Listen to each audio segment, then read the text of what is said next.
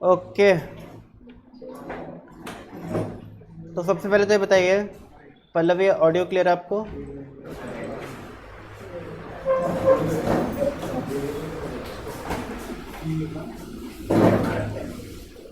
Okay,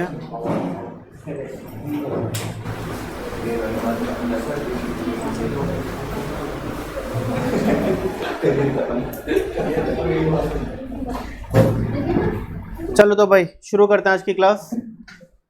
सभी को good afternoon.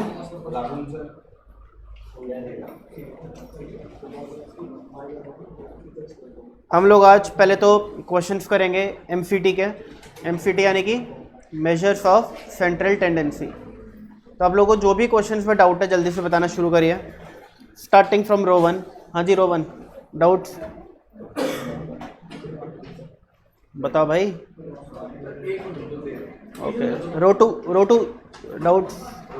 Shubhangi, Ananya, Ayush बताओ भाई। प्रणय,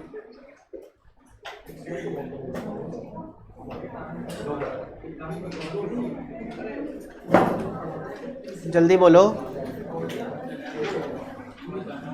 रो 2 देख रहे हैं भाई। रो 3 डाउट्स।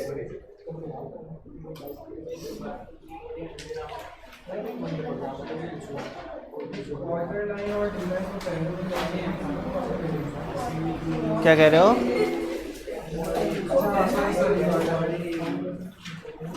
चैप्टर नंबर 2 स्टैटिस्टिक्स के डाउट पूछ रहा हूँ भाई मैं। हाँ जी, आखिरी रो डाउट्स। इस चैप्टर में क्या डाउट है? अबे किसी को डाउट ही नहीं है, क्या चक्कर है? पूछो।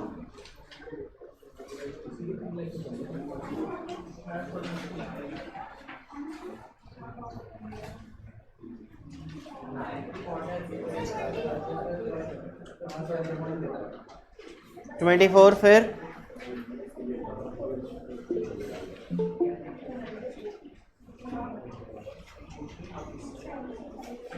10 22 और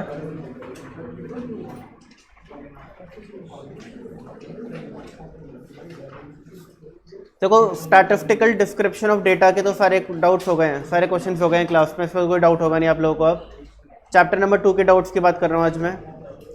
क्वेश्चन 24, क्वेश्चन 10, क्वेश्चन 22, ये 3 डाउट्स आ चुके हैं। बाकी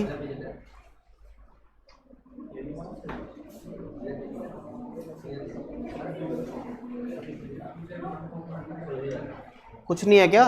इतना ही कराने हैं क्या? तुम लोगों ने किया ही नहीं है, मुझे लग रहा है। किया होता तो डाउट आते हैं। क्वेश्चन 24,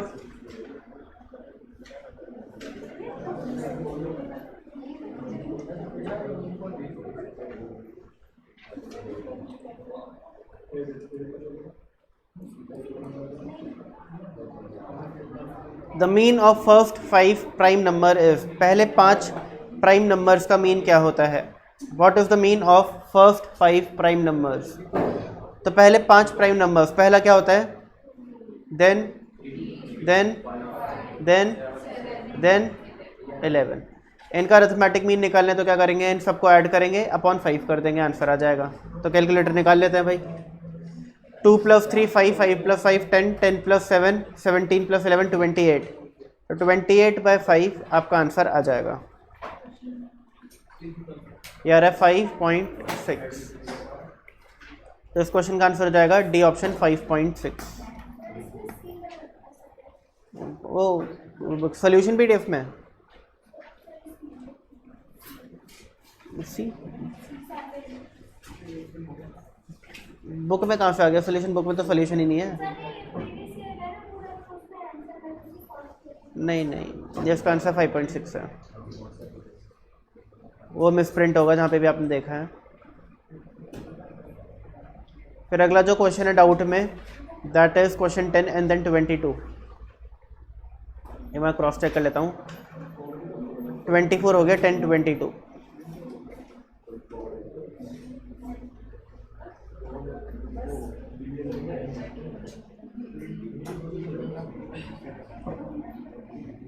क्वेश्चन नंबर 10 है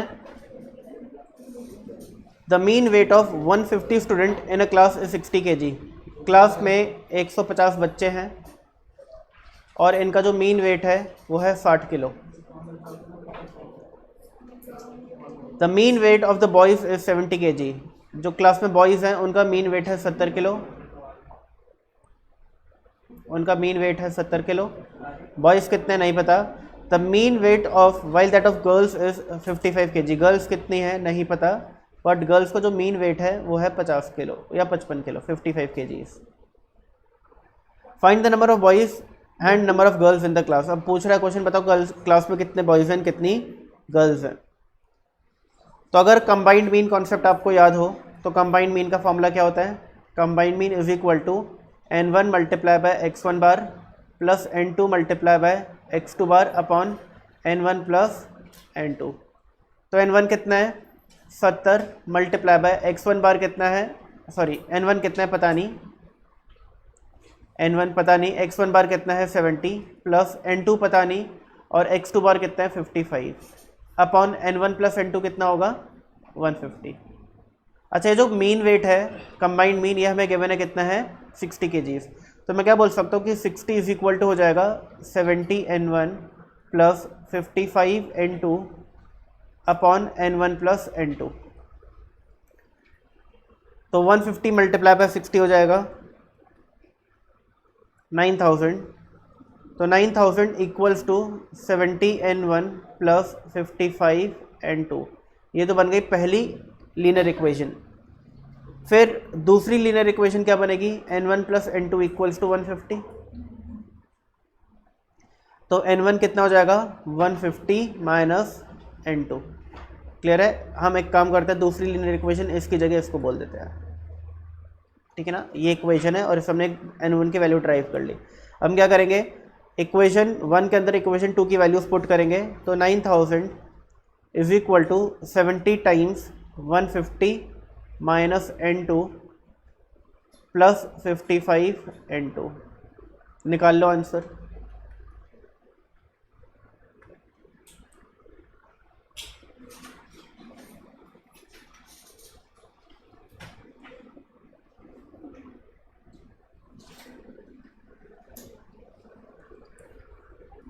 तो माइनस 70 प्लस 55 होता है 15, माइनस 15 इक्वल टू की दूसरी साइड आएगा तो प्लस 15 हो जाएगा और 10,500 और 9,000 इधर आएगा तो माइनस 9,000 हो जाएगा।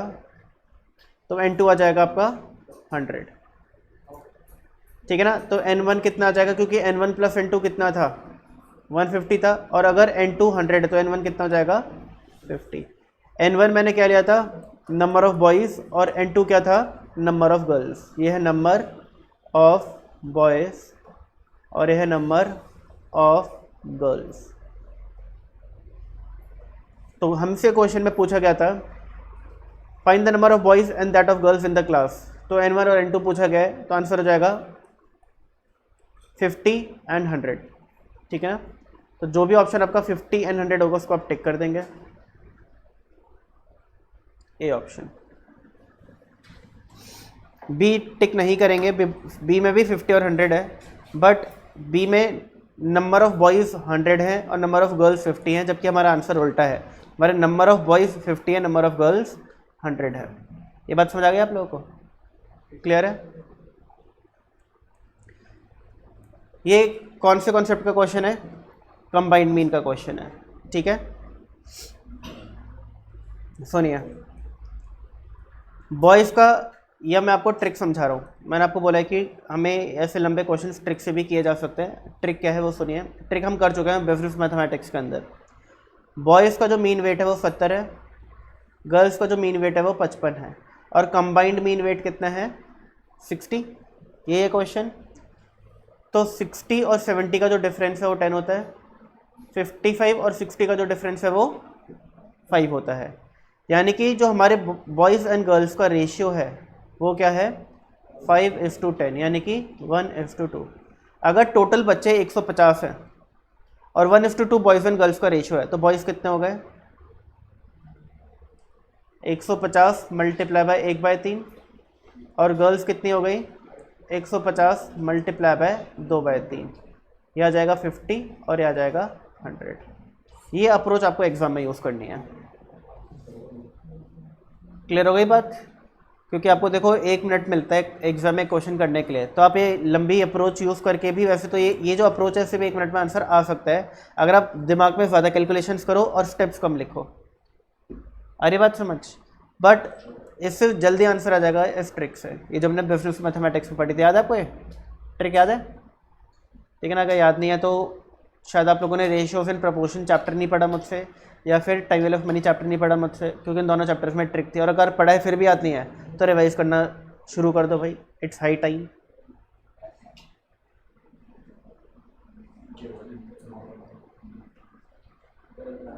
चलिए अगला क्वेश्चन जो डाउट में पूछा गया था वो था 10th, नहीं 10th एंड देन 22, 10 तो हो गया, 22। क्वेश्चन नंबर 22 है, the average salary of a group of unskilled worker is 10,000 and that of a group of skilled workers is 50,000। Combined salary is 12,000। What percentage of skilled workers are there? यानी एक factory होगी जहाँ पे skilled workers होंगे, unskilled workers होंगे, उनकी average salaries given है, combined average given है। अब ये बोल रहा है कि बताओ कितना परसेंटेज स्किल्ड वर्कर्स है फैक्ट्री के अंदर। तो हम क्या करेंगे, अगेन पहले अनस्किल्ड वर्कर्स की सेम ट्रिक से कर रहे हैं। अनस्किल्ड वर्कर्स की एवरेज सैलरी लिखी, फिर स्किल्ड वर्कर्स की एवरेज सैलरी लिखी, फिर कंबाइंड सैलरी लिखी। इन दोनों का डिफरेंस कितना आ गया? 2,000। इन दोनों का डिफरेंस कितना आ गया? 3,000। ये किसकी सैलरी है? अनस्किल्ड वर्कर्स की। ये किसकी है? स्किल्ड वर्कर्स की। तो skilled unskilled versus skilled workers का जो रेशियो है वो क्या हो गया? 3:2। Unskilled is to skilled workers का रेशियो क्या हो गया? 3:2। अब हमें क्वेश्चन में अगर गिवन होता कि टोटल वर्कर्स कितने हैं और फिर ये पूछा गया होता कि बताओ अनस्किल्ड वर्कर्स कितने हैं, स्किल्ड वर्कर्स कितने हैं, तो हम बता पाते। बट हमें टोटल वर्कर्स गिवन ही नहीं है और इसलिए हमसे नंबर ऑफ वर्कर्स पूछा नहीं गया है, हमसे परसेंटेज ऑफ स्किल्ड वर्कर्स पूछा गया है। तो एक बात बताइए, अगर स्किल्ड अनस्किल्ड और स्किल्ड का रेशियो 3:2 है तो स्किल्ड वर्कर्स कितने परसेंटेज में होंगे? बताओ, टोटल वर्कर्स कितने हो गए? 5। 2 5 का कितना परसेंट होता है? 40%। तो कैसे करेंगे? 2/5 इंटू 100, या जाएगा 40%। अगली बात समझ? हमें स्किल्ड वर्कर्स का रेशियो निकालना था और स्किल्ड वर्कर्स कितने हैं? 2 और अनस्किल्ड कितने हैं? 3। तो टोटल वर्कर्स है 5। तो 2 5 का कितना परसेंट होता है? 40% होता है। अगर इसी तरीके से हमसे अनस्किल्ड वर्कर्स का परसेंटेज पूछा जाता तो कितना आता आंसर? 60%। आगे बात समझ? तो आपके छोटी छोटी ट्रिक्स यूज़ करनी है इन क्वेश्चंस को जल्दी करने के लिए। क्लियर है? क्लियर है? ठीक है। और फिर कोई डाउट ही नहीं आप लोगों को? अब मैं क्या पढ़ रहा हूँ बताओ? क्वेश्चंस ही नहीं किए तुम लोगों ने, क्वेश्चंस के उधर डाउट होते।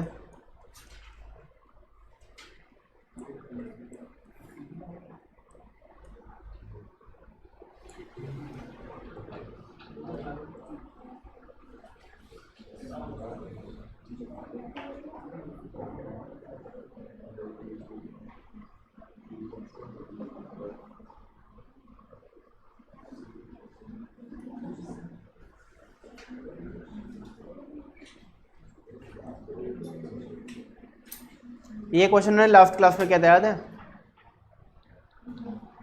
इसका आंसर रहता है 2/n+1। ये जब हम हार्मोनिक मीन पढ़ रहे थे उसी में एग्जाम्पल था ये क्वेश्चन।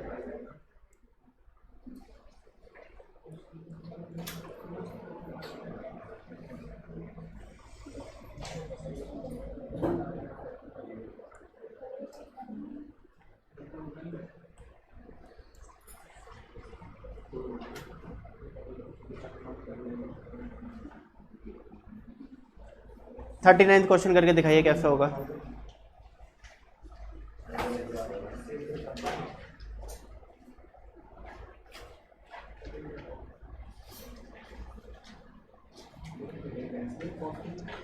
दो नंबर्स है जिनका HM गिवन है 4, उनका अरिथमेटिक मीन गिवन है A, ज्योमेट्रिक मीन गिवन है G।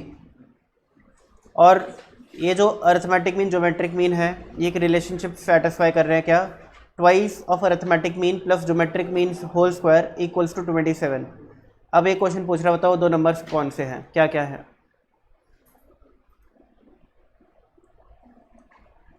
सर हाँ जी। आपने जो 22 क्वेश्चन करवाया ना, उसमें वो अनस्किल्ड और स्किल्ड की जो रेशो निकाली, तो उसमें वो 3000 और 2000 कहाँ से आया?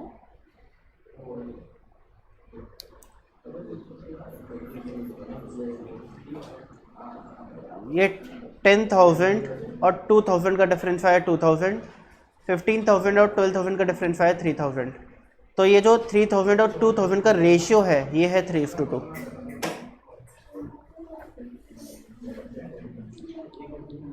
समझ आया? Yes sir. तो क्योंकि देखो 10,000 के नीचे 3,000 आ रहा है और 10,000 क्या है, अर्थमेटिक मीन है स्किल्ड अनस्किल्ड वर्कर्स का, तो 3,000 रिप्रेजेंट अनस्किल्ड वर्कर्स और 2,000 रिप्रेजेंट स्किल्ड वर्कर्स। तो इसका जो रेशियो है वो 3:2 है। अब इससे हमें ये पता चल गया कि अनस्किल्ड और स्किल्ड वर्कर्स जो है वो 3:2 के रेशियो में होंगे। यानी कि अगर 100 वर्कर्स हैं तो अगर 50 वर्कर्स हैं तो 30 वर्कर होंगे अनस्किल्ड और 20 वर्कर्स होंगे स्किल्ड। अगर 100 वर्कर्स हैं तो 60 होंगे अनस्किल्ड एंड 40 होंगे स्किल्ड। अगर 100 में 40 स्किल्ड है तो 40% जो है वो स्किल्ड वर्कर्स का रेशियो हो गया, परसेंटेज हो गया। हाँ जी, क्वेश्चन 39। आप लोगों ने डाउट तो पूछा नहीं, तो आपको आना चाहिए क्वेश्चन। तो किसी ने भी नहीं पूछा है डाउट?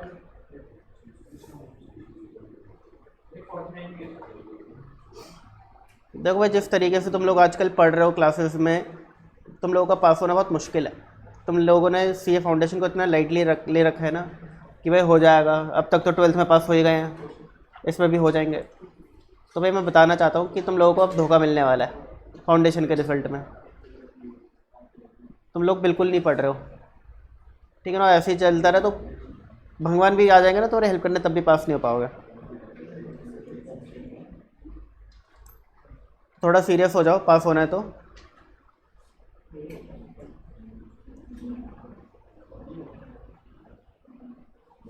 मैं कम से कम 50 बार बोल चुका हूँ कि भाई देख लो लेक्चर्स, पहले दूसरे तीसरे। चौथा लेक्चर तो मैंने लास्ट क्लास में ही करवाया इस चैप्टर का। हार्मोनिक मीन लास्ट क्लास में पढ़ाया था, वो चौथा लेक्चर था। पहले तीसरा भी मैंने क्लास में ही करवाया, वो भी क्लास हुई थी यहाँ पर। पहले वाले लेक्चर का आधा पोर्शन क्लास में करवाया था, बाकी मैंने बोला था लेक्चर देख लेना, अपलोड कर दिया मैंने। और दूसरा आपको पूरा अपलोडेड देखना था। यानी 4 लेक्चर में से 2.5 लेक्चर्स तो मैं आपको क्लास में ही करा चुका हूँ यहाँ पे लाइव फेस टू फेस। सिर्फ 1.5 लेक्चर्स मैंने आपको देखने को बोला है, वो आप कर नहीं रहे हो। और जब ये देखोगे नहीं तो क्वेश्चन कहाँ से डाउट लाओगे?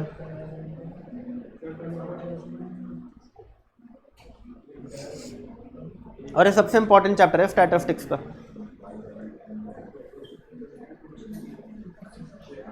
हाँ जी, कैसे होगा ये क्वेश्चन?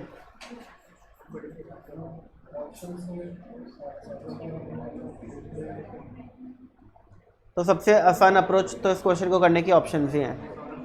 अगर हमें पता है कि हार्मोनिक मीन 2 नंबर्स का 4 है, तो क्या वो 2 नंबर्स 9 और 18 हो सकते हैं? तो कोई एवरेजेस की टेंडेंसी होती है तो लाई समवेयर इन द मिडल।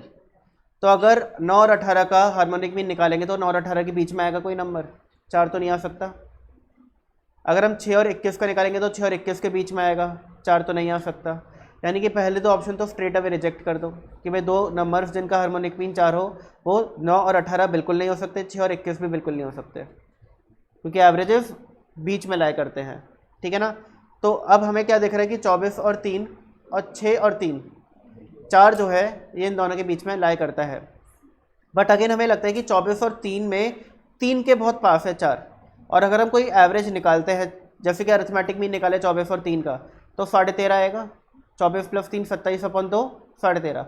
तो हार्मोनिक मीन 4 थोड़ी ना हो जाएगा, 13.5 से थोड़ा सा ही तो कम होगा। हमें पता है कि अरिथमेटिक मीन ज़्यादा होता है ज्योमेट्रिक मीन से, और ज्योमेट्रिक मीन ज़्यादा होता है हार्मोनिक मीन से, यानी हार्मोनिक मीन सबसे कम होता है। बट इतना कम थोड़ी ना होता है कि अगर अरिथमेटिक मीन 13.5 है तो ज्योमेट्रिक मीन 4 आएगा, अगर अरिथमेटिक मीन 13.5 है तो हार्मोनिक मीन 4 आएगा। तो इस कॉमन सेंस से हमें पता चल गया ऑप्शन भी गलत है। तो सही ऑप्शन क्या है? ऑप्शन डी, और इसको हम इस कॉमन सेंस लगाकर ही टिक कर सकते हैं, ठीक है? क्वेश्चन सॉल्व करने की जरूरत ही नहीं है। आ रही है बात समझ? क्लियर है? ठीक है, तो इस तरीके से क्वेश्चन हो जाता है। अभी देखो अगला क्वेश्चन क्या है। ये बोल रहा है कि 6, 8, 12 और 36 इन 4 नंबर्स का अरिथमेटिक मीन निकालो, ज्योमेट्रिक मीन निकालो एंड हार्मोनिक मीन निकालो। आपको दिख रहा है कि ऑप्शंस में 3 आंसर्स हैं, तो ऑब्वियसली बात है पहला आंसर अरिथमेटिक मीन का होगा। पहले आंसर चारों के डिफरेंट हैं।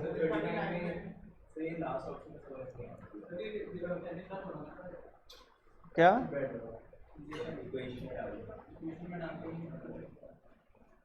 अरे आप हार्मोनिक मीन निकालो ना 6 और 3 का। क्या होता है 2/1/6 प्लस 1/3 ऐसे निकलेगा। नंबर ऑफ ऑब्जर्वेशन अपन 1/1 प्लस 1/2। इक्वेशन को भूल जाओ, कैलकुलेटर उठाओ। 1/6 is equal to m plus 1/3 is equal to m plus 2/mRC is equal to. Answer calculator पे देखो क्या आ रहा है, मेरे कैलकुलेटर पे आ रहा है तो 4 ही बोलेंगे इसको, और 4 ही गिवन है, तो इस बेसिस पे टिक कर दो भाई। ठीक है, इक्वेशन में डालने के लिए तो आपको अरिथमेटिक मीन भी निकालना पड़ेगा, ज्योमेट्रिक मीन भी निकालना पड़ेगा, फिर अरिथमेटिक मीन को 2 से मल्टीप्लाई करना पड़ेगा, ज्योमेट्रिक मीन को स्क्वायर करना पड़ेगा, फिर वो 27 के बराबर आएगा। ठीक है ना, तो आपको क्या करना पड़ेगा 6 और 3 का अरिथमेटिक मीन ज्योमेट्रिक मीन निकाल करके पुट करना पड़ेगा। इतना काम क्यों कर रहे हो?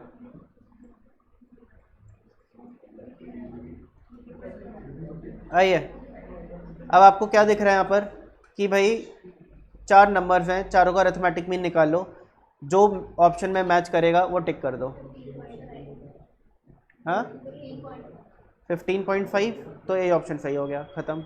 आपको इनका GM और HM निकालने की ज़रूरत ही नहीं है, क्योंकि 15.5 सिर्फ ए ऑप्शन में, बाकी ऑप्शन में है ही नहीं। ठीक है, तो आपको ये थोड़ा कॉमन सेंस एग्जाम में भी लगाना है, ये नहीं कि तीनों निकालने बैठ गए। जब आ गया भाई एक ऑप्शन से पता चल गया ये ऑप्शन सही होगा, तो बाकी चीज़ निकालने की ज़रूरत नहीं है। If the arithmetic mean and geometric mean of 10 observation are both 15। देखो, क्या अरिथमेटिक मीन ज्योमेट्रिक मीन कभी सेम हो सकते हैं?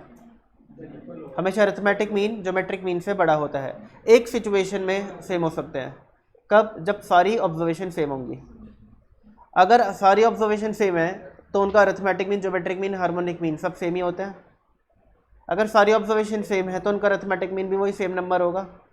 अगर इनका अरिथमेटिक मीन 10 ऑब्जर्वेशन का अरिथमेटिक मीन 15 है, तो 10 की 10 ऑब्जर्वेशन क्या रही होंगी? 15। तो उनका अरिथमेटिक मीन भी 15 आएगा, उनका ज्योमेट्रिक मीन भी 15 आएगा, और उनका हार्मोनिक मीन भी क्या आएगा? 15 आएगा। अरे बात समझ? ठीक है।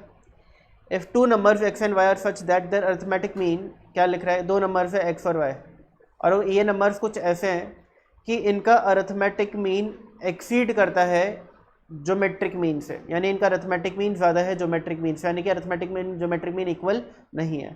बट अगर हम 3/2 ऐड कर दें ज्योमेट्रिक मीन में तो इक्वल हो जाएगा। पढ़ो, their arithmetic mean exceed their geometric mean by 3/2, यानी अरिथमेटिक मीन ज्योमेट्रिक मीन से 3/2 ज़्यादा है। यानी अरिथमेटिक मीन और ज्योमेट्रिक मीन इक्वल नहीं होते, हमें पता है arithmetic mean is always more than geometric mean. तो अगर हम ज्योमेट्रिक मीन में 3/2 ऐड करें तो वो अरिथमेटिक मीन के बराबर हो जाएगा। And geometric mean exceed their harmonic mean by 6/5। आ रही बात समझ? तो बताओ x और y क्या होंगे? ऑप्शन से करो, सबसे जल्दी क्वेश्चन होगा।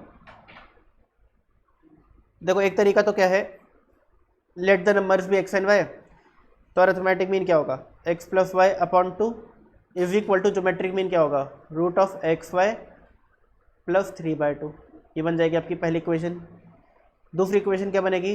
Root of xy is equal to 2/1/x plus 1/y plus 6/5। आपको पता चल रहा है कि इक्वेशंस को सॉल्व करके x और y निकालना इज सुपर कॉम्प्लिकेटेड, आसान काम नहीं है। क्लियर है? तो इस झमेले में हम लोग पढ़ेंगे भी नहीं। हम इस क्वेश्चन को करने के लिए सबसे अच्छी अप्रोच यूज़ करेंगे ऑप्शंस। जल्दी से ए ऑप्शन का मुझे अरिथमेटिक मीन और ज्योमेट्रिक मीन बताओ क्या क्या होगा।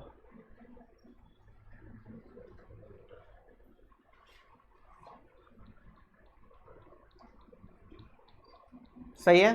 देखो, उसमें कैलकुलेटर की जरूरत नहीं है। 3 + 12/2 15/2 7.5, 3 मल्टीप्लाई बाय 12 का स्क्वायर रूट यानी कि 36 का स्क्वायर रूट 6। क्या अगर मैं ये अरिथमेटिक मीन और ज्योमेट्रिक मीन पहली इक्वेशन में पुट करूं तो इक्वेशन सेटिस्फाई हो रही है? क्या 7.5 इज इक्वल टू 6 + 3/2 होता है?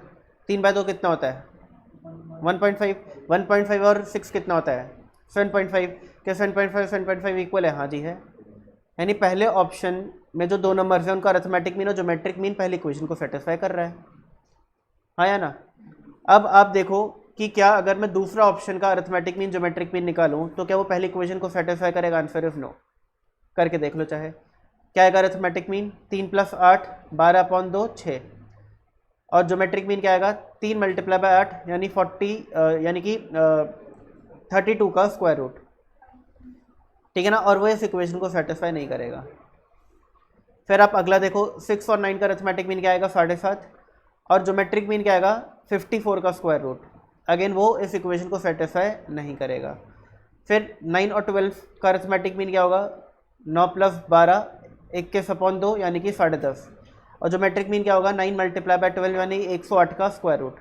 अगेन जब आप यहाँ पे वैल्यूज पुट करोगे तो वो इक्वेशन को सेटिस्फाई नहीं करेगा। तो जब बी, सी और डी ऑप्शन यानी 2, 3 बी, सी, डी ऑप्शन सेटिस्फाई नहीं कर रहे पहली इक्वेशन को, पहला ही ऑप्शन सेटिस्फाई कर रहा है पहली इक्वेशन को, तो पहला ऑप्शन सही हो जाएगा। अब अगर आप चाहो क्रॉस चेक करने के लिए काम और कर सकते हो कि आप पहले ऑप्शन का हार्मोनिक मीन निकाल लो और दूसरी इक्वेशन सेटिस्फाई करके देख लो। आपके पास दो ऑप्शंस हैं। पहला कि आप पहले ही ऑप्शन का arithmetic mean, geometric mean, harmonic mean तीनों निकालो और देखो क्या ये पहली और दूसरी इक्वेशन को सेटिस्फाई कर रहे हैं। अगर हाँ तो पहला ऑप्शन ठीक है। दूसरा तरीका क्या है कि आप पहले ऑप्शन का अरिथमेटिक मीन, ज्योमेट्रिक मीन निकालो, दूसरे का भी अरिथमेटिक मीन, ज्योमेट्रिक मीन निकालो, तीसरे का भी और चौथे का भी, चार ऑप्शंस का निकालो और देखो पहली इक्वेशन कौन सेटिस्फाई कर रहा है। जो कर रहा होगा वो सही हो जाएगा। ईजी क्या है? ज़्यादा ईजी ज़्यादा है कि पहले ऑप्शन का M, G M, H M तीनों निकाल लो और दोनों इक्वेशन को सेटिस्फाई करके देख लो। उससे क्या होगा? आपको बाकी तीन ऑप्शंस का एम, जी एम नहीं निकालना पड़ेगा। हो गई बात समझ? ठीक है। तो एच एम आएगा क्या? वैसे तो मैं पता चल चुका है ए ऑप्शन सही है, बट फिर भी और ज़्यादा इसको कंफर्म कर लेते हैं। तो हमें पता है कि एच एम निकालने के लिए क्या किया जाएगा? 2/1/3 + 1/12। तो मैं कैलकुलेटर पे 1/3 = m + 1/12 = m + 2/mRC = आंसर आएगा 4.8। आइए जी, जी एम कितना है? 6, एच एम कितना है? 4.8, और 6/5 कितना होता है? 1.2। हो गई सेटिस्फाई।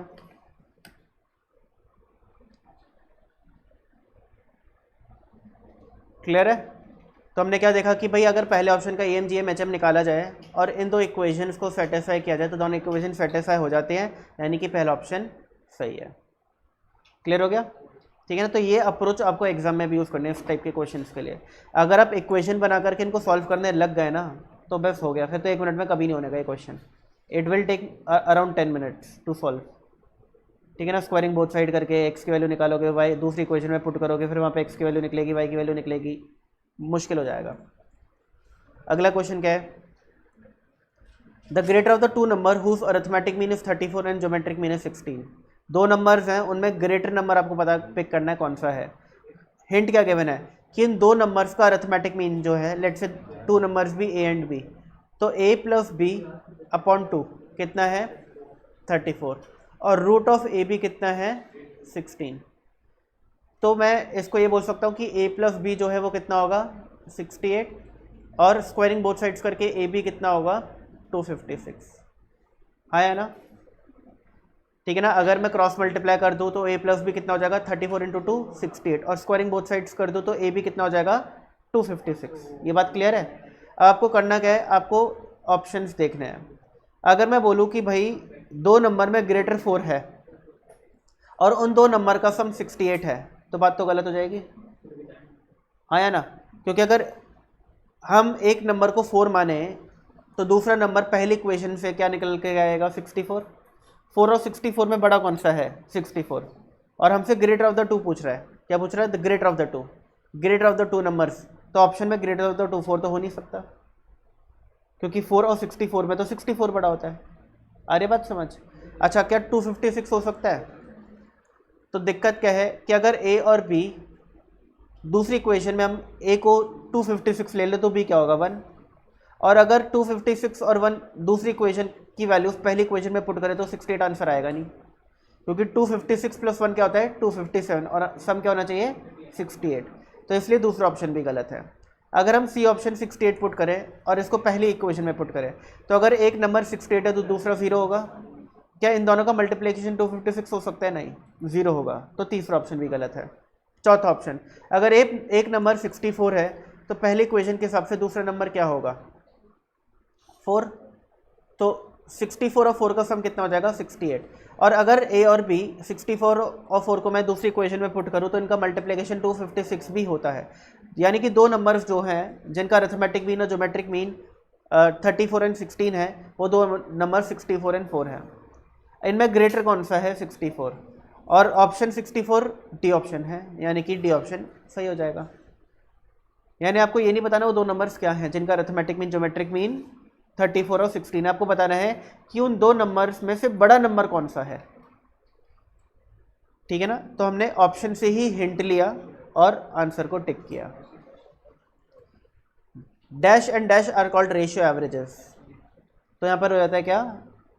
HM and GM।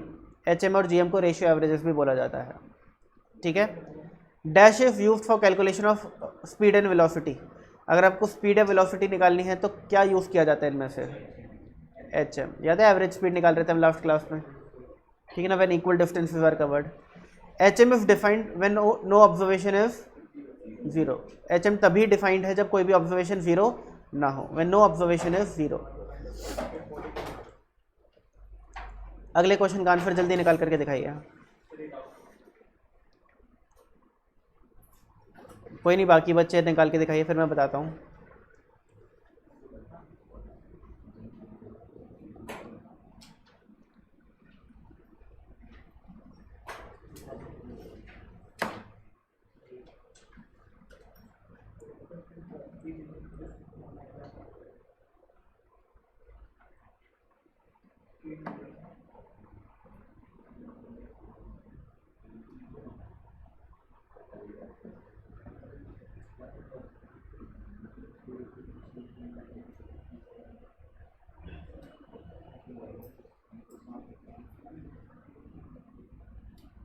आ गया?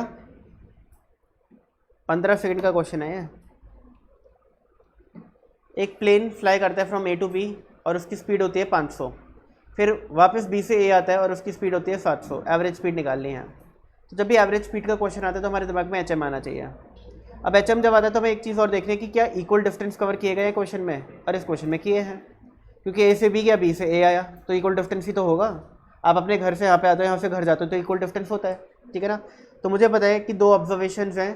पहली ऑब्जर्वेशन है 500 और दूसरी ऑब्जर्वेशन है 700। इनका हार्मोनिक मीन एवरेज स्पीड हो जाएगा। तो क्या करेंगे? 1 divide by 500 is equal to M plus 1 divide by 700 is equal to M plus, फिर 2 divide by MRC is equal to.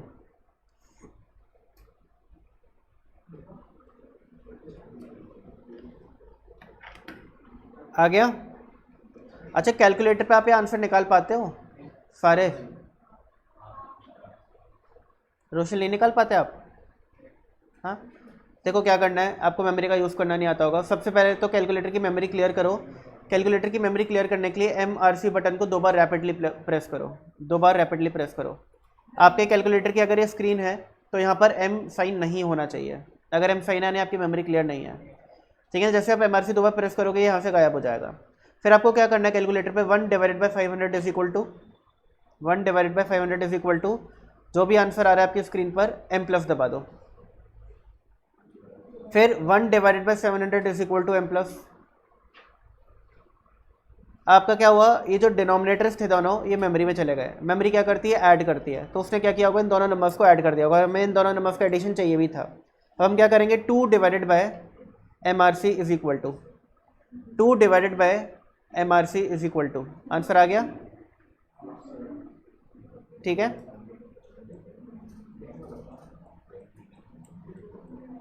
तो हमने 2 को किससे डिवाइड कर दिया? जो भी मेमोरी में है। मेमोरी में क्या है? इन दोनों का सम है।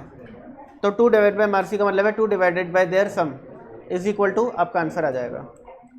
बताइए 50th का आंसर क्या होगा? AM GM HM के बीच क्या रिलेशनशिप होता है? AM is greater than GM is greater than HM। तो मैंने क्या बोला था, कैसे रटना है कि बीच वाले का स्क्वायर जो है वो बाकी दो के प्रोडक्ट के बराबर होता है। तो GM square is equal to AM into HM. GM is defined only when all observation have same sign and none is 0.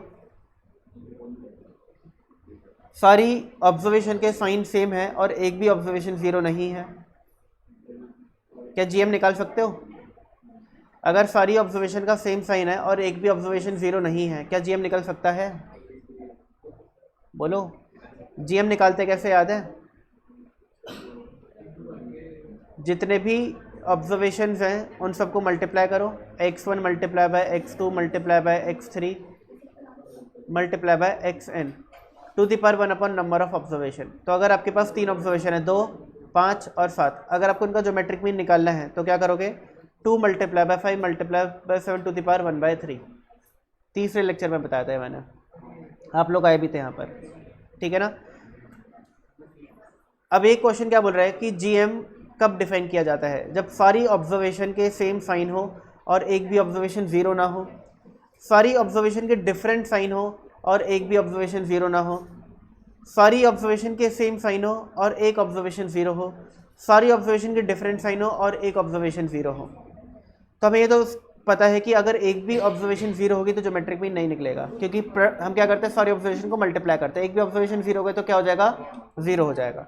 तो C और D ऑप्शन तो स्ट्रेट अवे इनकरेक्ट हो गए, क्योंकि 1 है 0 लिखा है. यानी कि एक भी ऑब्जर्वेशन 0 नहीं होनी चाहिए. एक चीज़ तो क्लियर है. अब एक बोलता है कि सारी ऑब्जर्वेशन के सेम साइन हो और एक बोलता है कि सारी ऑब्जर्वेशन के डिफरेंट साइन हो. सुनिए, अगर 3 ऑब्जर्वेशन है, एक है 2, एक है 5, एक है -5, या एक है 5, एक है 2, एक है 5, एक है -7, इन 3 ऑब्जर्वेशन का ज्योमेट्रिक मीन निकालना है. तो क्या होगा? 2 multiply by 5 multiply by -7 to the power 1/3. बताओ जी, क्या आएगा? -70 का क्यूब रूट निकल सकता है क्या?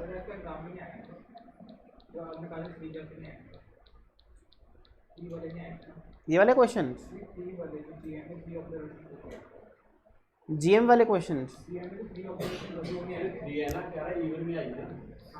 अच्छा, वैसे हाँ, अगर GM निकालने को आया तो ऑप्शंस जो आपके नंबर्स होंगे 2 होंगे, 4 होंगे, 8 होंगे, 3 नहीं होंगे.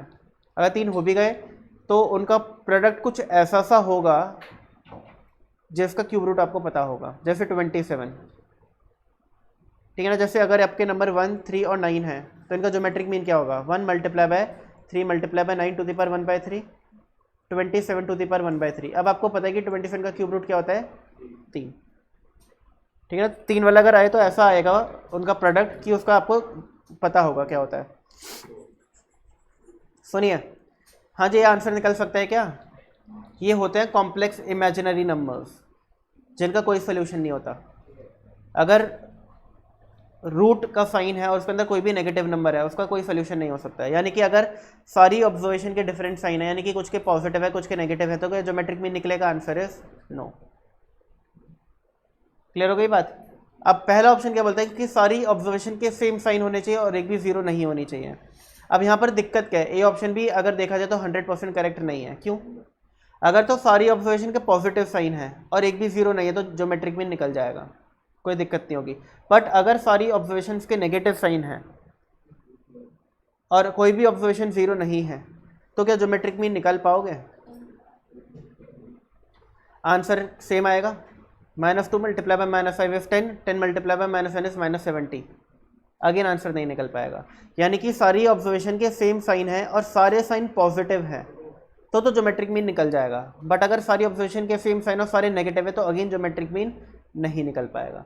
तो यहाँ पर क्या है? चारों ऑप्शन गलत है. देखा जाए तो चारों ऑप्शन गलत है. ए ऑप्शन को भी आप 100% सही नहीं बोल सकते, क्योंकि ऑल ऑब्जर्वेशन है सेम साइन में ये भी तो हो सकता है कि सारी ऑब्जर्वेशन के नेगेटिव साइन हो, तो ज्योमेट्रिक मीन नहीं निकलेगा. ए भी गलत है, बी भी गलत है, सी और डी भी गलत है. अब जब चारों ऑप्शन गलत हो, अब किसको टिक करोगे? जो सबसे कम गलत है. अब सबसे कम गलत है ए, क्योंकि ए के अंदर एक पॉसिबिलिटी तो ऐसी भी है कि अगर सारे पॉजिटिव हैं और एक भी 0 नहीं है तो ज्योमेट्रिक मीन निकल जाएगा. बट बी एकदम ही गलत है. क्यों? क्योंकि इसके अंदर क्या बोल रहा है कि सारी ऑब्जर्वेशन के डिफरेंट साइन, यानी कुछ पॉजिटिव है कुछ नेगेटिव है, ज्योमेट्रिक मीन निकाल ही नहीं सकते. सी और डी में ज्योमेट्रिक मीन निकाल ही नहीं सकते. क्यों? क्योंकि एक ऑब्जर्वेशन 0 हो गई है. तो ज्योमेट्रिक मीन निकलेगा ही नहीं, उनका प्रोडक्ट जो है वो 0 हो जाएगा, ठीक है ना। तो ए ऑप्शन सबसे कम गलत है, ए बिल्कुल ठीक हो जाएगा। तो सी फाउंडेशन में ये एक चीज़ है, कई बार 4 ऑप्शन होते हैं, चारों गलत होते हैं। आप बोलते हो सर किसको टिक करते हैं, तो जो सबसे कम गलत है उसको टिक करो। कई बार 4 ऑप्शन होते हैं, चारों सही होते हैं, फिर लगता है सर किसको टिक करें, तो उसको टिक करो जो सबसे ज़्यादा सही है, जो सबसे ज़्यादा सही है, ठीक है ना। अच्छा, कई बार ऐसा भी होता है कि 4 ऑप्शन सही ना करके 2 ऑप्शन है, 3 ऑप्शन सही होते हैं, तो अगेन किसको टिक करना है, जो सबसे ज़्यादा सही है। आपको ऐसा क्वेश्चंस देखने को मिलेंगे स्टैटिस्टिक्स में अभी आगे चल के। हाँ जी, 52 का आंसर बताइए। अगर एक ऑब्जर्वेशन डेटा सेट के अंदर नेगेटिव है, बाकी सारी पॉजिटिव है, तो ज्योमेट्रिक मीन क्या होगा, इनडिटरमिनेंट, आप निकाल ही नहीं सकते, ठीक है। Dash is useful in averaging ratios, rates and percentages.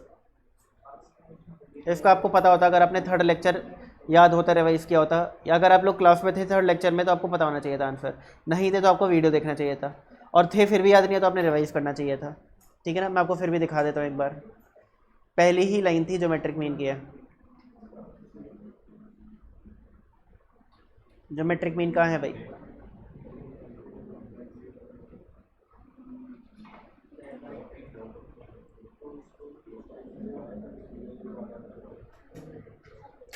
geometric mean is the nth root of n term. It is the best measure of central tendency for ascertaining rate of change over a period of time. और फिर यहाँ पर देखो नीचे लिखा था, ये सब मैं आपको करा चुका हूँ, यहाँ पे देखो where to use GM, तो it is the best measure of central tendency for ascertaining average rate of change over a period of time. It can be use for data जिसमें रेट ऑफ चेंज निकालना हो, ratios का हो, percentage increase in sales का हो, यानी rate ratios percentage में अगर आपका डेटा और आपको एवरेज निकालना हो तो हम किसका यूज़ करते हैं, ज्योमेट्रिक मीन का। अगर आपका डेटा है कुछ ऐसा जिसके अंदर आपको एवरेज स्पीड है, एवरेज प्राइस ऑफ शेयर निकालना हो तो HM का यूज़ करते हैं, हमने लास्ट क्लास में पढ़ा था, ठीक है।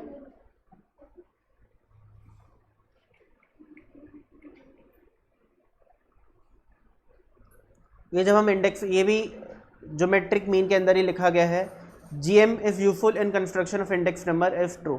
जब आप GM पढ़ोगे तो उसके अंदर ये चीज़ भी लिखी हुई है, it is the best average to be used for construction of index number, ये वहीं लिखा हुआ है जो अभी हम पढ़ रहे थे वे टू यूज GM के अंदर। Dash is used when the rate of growth और डिक्लाइन इज रिक्वायर्ड। अगर आपको रेट रेशियोज परसेंटेजेस एवरेज निकालना है तो आप किसका यूज़ करते हो, GM का यूज़ करते हो। When a firm register both profit and losses which of the following major of central tendency can not be considered. अगर एक फर्म प्रॉफिट्स एंड लॉसेस दोनों अर्न कर रही है और मुझे एवरेज निकालना है, पिछले 10 सालों का एवरेज प्रॉफिट निकालना है, पिछले 10 सालों में फर्म ने प्रॉफिट भी अर्न किया, लॉसेस भी अर्न किए हैं, तो कौन सा एवरेज आप यूज़ नहीं कर सकते। देखो GM के लिए क्या होता है, सारी जितने भी पिछले 10 साल के प्रॉफिट एंड लॉसेस तो उनको मल्टीप्लाई करना पड़ेगा। अगर लॉसेस तो नेगेटिव में होंगे, मल्टीप्लाई करेंगे दिक्कत हो जाएगी। आ रही बात समझ, ठीक है ना। तो अगर आपकी ऑब्जर्वेशंस नेगेटिव होती हैं तो GM का यूज़ नहीं किया जा सकता, तो इसलिए अगर आपके लॉसेस भी हैं, ठीक है ना, पिछले 10 सालों में, तो आप GM का यूज़ नहीं कर सकते। You are given a population of India for the years 1981 and 1991. You are to find the population of India at the middle of the period by averaging these population figures, assuming a constant rate of increase in population. What is the suitable average in this case? Again, जब भी आपको दिख जाए कि increase in population, rate, ratios, percentages, ये सारी चीज़ें हैं तो बेस्ट एवरेज GM ही माना जाता है। विच रिजल्ट इज ट्रू, बताइए कौन सा सही है, ABCD।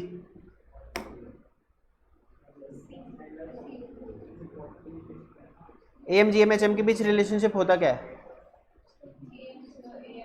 AM सबसे बड़ा होता है, फिर GM होता है छोटा, और सबसे छोटा होता है HM। अगर सारी ऑब्जर्वेशन डिफरेंट हैं, कोई भी नेगेटिव नहीं है और कोई भी ज़ीरो नहीं है, तो ये हमेशा होता है। बट अगर सारी ऑब्जर्वेशन इक्वल है, सेम है, तो ये होता है। अब बताइए कौन सा ऑप्शन टिक करूं,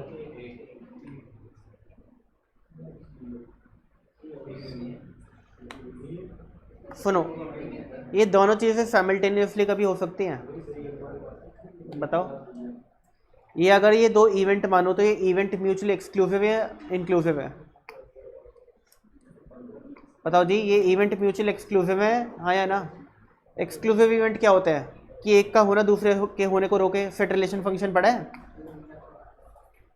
उसके अंदर थोड़ा थोड़ा बताया था मैंने। डिसजॉइंट सेट याद आ रहा है? ठीक है ना, ओवरलैपिंग सेट, डिसजॉइंट सेट। तो हमने क्या देखा था कि भाई अगर एक इवेंट का होना दूसरे इवेंट को होने को रोके तो उसको एक्सक्लूसिव इवेंट बोलते हैं, और ये एक्सक्लूसिव इवेंट है। ये दोनों साइमल्टेनियसली कभी नहीं हो सकते। अगर आपका डेटा इक्वल है तो दूसरा वाला ही होगा, पहला वाला कभी नहीं हो सकता। अगर अनइक्वल है तो पहला वाला ही होगा, दूसरा वाला कभी नहीं हो सकता।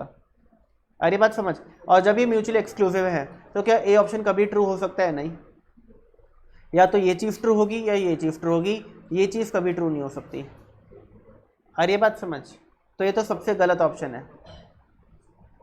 अब आपको असम्पशन लेना पड़ेगा कि भाई जो ऑब्जर्वेशन है वो इक्वल रही होंगी या अनइक्वल रही होंगी। क्या असम्पशन लोगे? अनइक्वल। अगर आपके पास डेटा है तो मोस्ट प्रोबेबली वो अनइक्वल डेटा होगा। आप लोगों का टेस्ट रूम में पास डेटा आएगा तो ऑब्वियस सी बात है सबके मार्क्स इक्वल नहीं होंगे, अनइक्वल होंगे। अगर आपका डेटा अनइक्वल है तो कौन सी चीज़ ट्रू होती है? ये। इसलिए सी ऑप्शन सही है। लगता यही है कि सर ये भी हो सकता है, ये भी हो सकता है, तो ये ऑप्शन को टिक कर देते हैं क्योंकि ये ऑप्शन है, दोनों को कंसिडर कर लिया। बट वही सबसे गलत है क्योंकि वही चीज़ कभी नहीं हो सकती।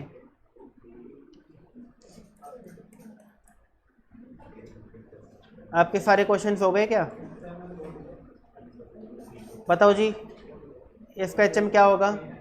4, 6, 10 का एचएम क्या होगा?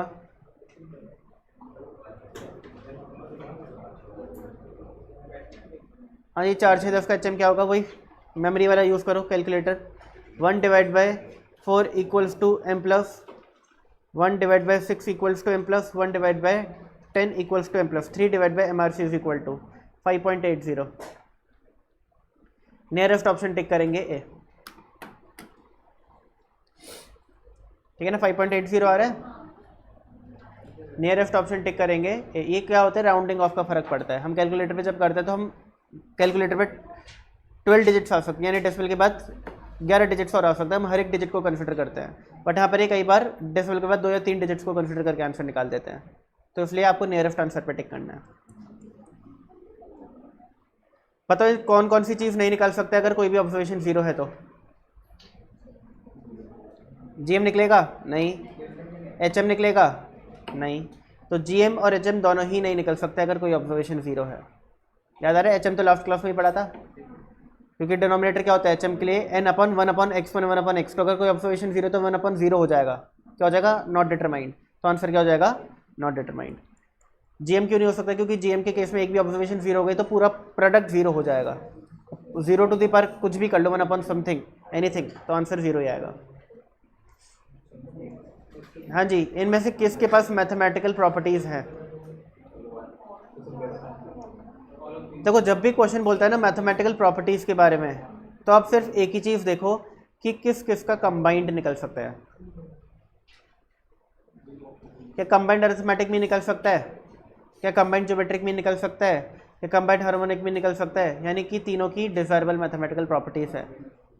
अगर यहाँ पे ऑप्शन होता है एम, मीडियन एंड मोड, तो आप ए को टिक करते हैं, क्योंकि कंबाइंड मीडियन और कंबाइंड मोड नाम की कोई चीज़ नहीं होती। तो आपको सिंपली एक चीज़ देखनी है कि जिसका भी कंबाइंड निकल सकता है उसकी डिजायरेबल मैथमेटिकल प्रॉपर्टीज़ होती हैं, यानी कि वो एवरेज फर्दर किसी और चीज़ को निकालने में यूज़ हो सकता है। जैसे कि अरिथमेटिक मीन यूज़ किया जा सकता है कंबाइंड अरिथमेटिक मीन निकालने के लिए, ठीक है ना। ज्योमेट्रिक मीन यूज़ किया जा सकता है कंबाइंड ज्योमेट्रिक मीन निकालने के लिए, बट मीडियन क्या किसके लिए यूज़ करोगे? किसी के लिए नहीं। मीडियन अपने आप में एक अल्टीमेट रिजल्ट है, उसका फर्दर कोई यूज़ नहीं है, तो उसकी फर्दर कोई मैथमेटिकल एप्लीकेशंस नहीं है, उसकी फर्दर कोई मैथमेटिकल प्रॉपर्टीज़ नहीं है।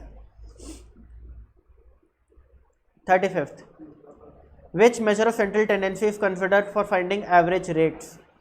रेट्स लिखा है, जीएम पे टिक करेंगे। रेट रेशियोज परसेंटेज का एवरेज निकालना हो तो जीएम का यूज़ किया जाता है। 34th, ज्योमेट्रिक मीन खोलो, उसकी सेकेंड लास्ट प्रॉपर्टी पढ़ो। मैं आपको पढ़ा चुका हूँ।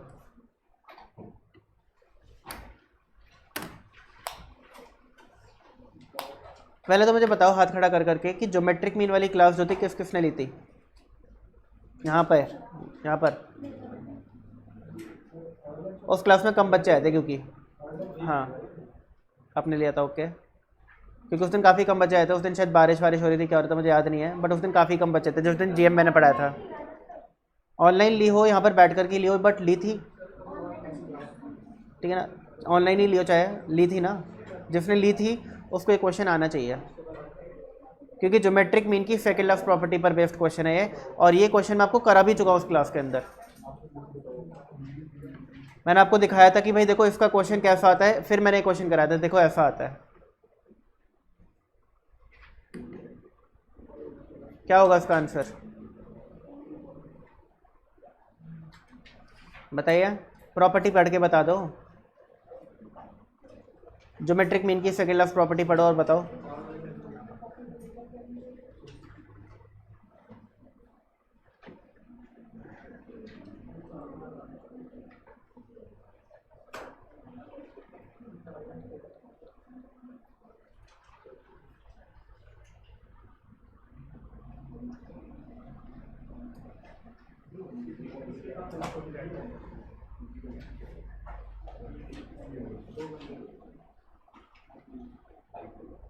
भाई बता नहीं रहे तुम लोग। सर 150। ओके, प्रॉपर्टी क्या समझ लो पहले, तुम प्रॉपर्टी भूल चुके हो सब। अगर आपके पास एक्स ऑब्जर्वेशंस हैं और वाई ऑब्जर्वेशंस हैं, आप क्या इनका ज्योमेट्रिक मीन निकाल सकते हो? इन चारों ऑब्जर्वेशन को मल्टीप्लाई करो टू द पावर 1/4। क्या इनका ज्योमेट्रिक मीन निकाल सकते हो? बिल्कुल सेम, चारों को मल्टीप्लाई करो टू द पावर 1/4। तो यहाँ पर ज्योमेट्रिक मीन आ जाएगा एक्स ऑब्जर्वेशन का, और यहाँ पे ज्योमेट्रिक मीन आ जाएगा वाई ऑब्जर्वेशन का, ठीक है ना। इन चारों को मल्टीप्लाई करके टू द पावर 1/4 करोगे तो आपका ये वाला आंसर आ जाएगा, इन चारों को मल्टीप्लाई करके टू द पावर 1/4 करोगे आंसर आ जाएगा। अब मैं आपसे जानना चाहता हूँ कि अगर आप ये वाली ऑब्जर्वेशंस को मल्टीप्लाई करके यहाँ पे लिख दो, दूसरी मल्टीप्लाई करके यहाँ लिख दी, तीसरी मल्टीप्लाई करके यहाँ लिख दी, और चौथी मल्टीप्लाई करके यहाँ लिख दी, अब आपको इन ऑब्जर्वेशंस को ज्योमेट्रिक मीन निकालना है, तो वो क्या होगा? तो आपके पास आंसर है कि सर इन चारों को मल्टीप्लाई करो टू द पावर 1/4 कर दो, आ जाएगा, ठीक है ना। बट प्रॉपर्टी क्या बोलती है कि ये वाला जो आंसर है geometric mean of x y जो है, ये geometric mean of x multiply by geometric mean of y के बराबर होगा। यानी कि आपको इन चारों ऑब्जर्वेशन को मल्टीप्लाई करके टू द पावर 1/4 करने की जरूरत नहीं है, आप सिंपली ये वाला ज्योमेट्रिक मीन और ये वाला ज्योमेट्रिक मीन मल्टीप्लाई कर दो, आपके पास ये वाला ज्योमेट्रिक मीन आ जाएगा। अरे बात समझिए, यानी कि geometric mean of x y is equal to geometric mean of x multiply by geometric mean of y, ये है ये प्रॉपर्टी। अब आपको क्या गिवन है यहाँ पर, x ऑब्जर्वेशंस हैं कुछ, उनका ज्योमेट्रिक मीन 10 है, y ऑब्जर्वेशंस है कुछ, उनका ज्योमेट्रिक मीन 15 है। तो बताओ एक्स वाई ऑब्जर्वेशंस का ज्योमेट्रिक मीन क्या होगा? 150। आ गई बात समझ? यानी क्वेश्चन के हिसाब से आपको x ऑब्जर्वेशन का ज्योमेट्रिक मीन 10 गिवन है, y ऑब्जर्वेशंस का 15 गिवन है, और आपको ये वाला ज्योमेट्रिक मीन निकालना है, ठीक है ना। अब हमें तो ये ऑब्जर्वेशन नहीं पता क्या है, तो हमें ये भी नहीं पता क्या होगा, तो हम ये कैसे निकालें? तो मैंने बोला कि भाई प्रॉपर्टी लगा करके निकाल लो, इन दोनों को मल्टीप्लाई करो, आंसर आ जाएगा। क्लियर हो गया? क्लियर है? ठीक है, चलिए 33। If M and GM of two numbers are 6.5 and 6 respectively, then the two numbers are.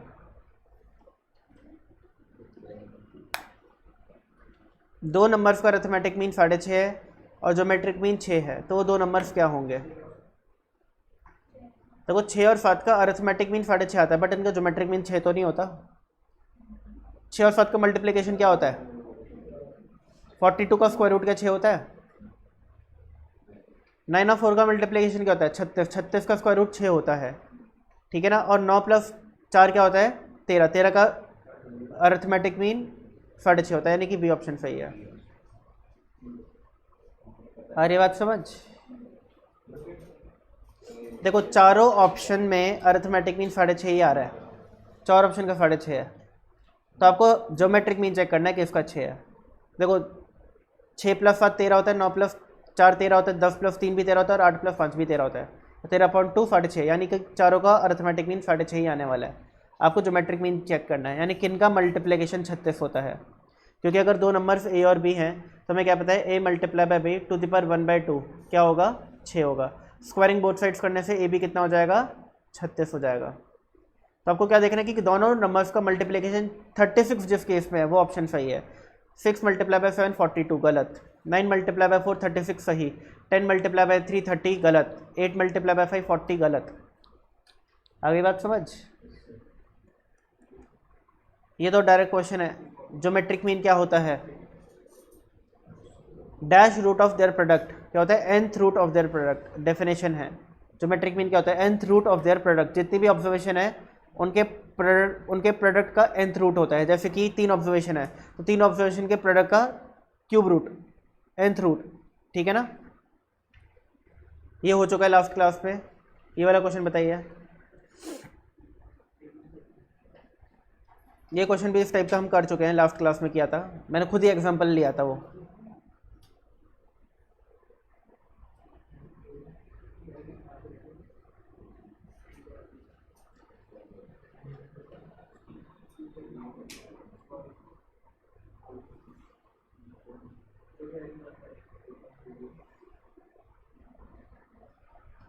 बताओ कंबाइंड हार्मोनिक मीन का फॉर्मूला क्या होता है? बताइए। n1 plus n2 upon n1 upon h1 plus n2 upon h2। तो n1 प्लस n2 कितना हो जाएगा? 28 अपॉन 15 बाय 75 प्लस 13 बाय 65। आओ जी कैलकुलेटर का यूज़ करें, मेमोरी क्लियर करेंगे सबसे पहले कैलकुलेटर की। 15 divide by 75 is equal to m plus, फिर 13 divide by 65 is equal to m plus, फिर 28 divide by MRC is equal to, answer आ जाएगा 70।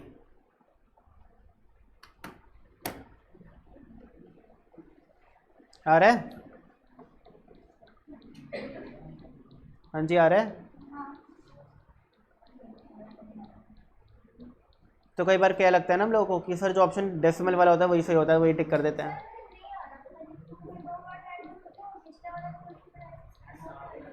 आप कुछ गलत कर रहे हो, करो कैलकुलेटर उठाओ, मेमोरी क्लियर करो।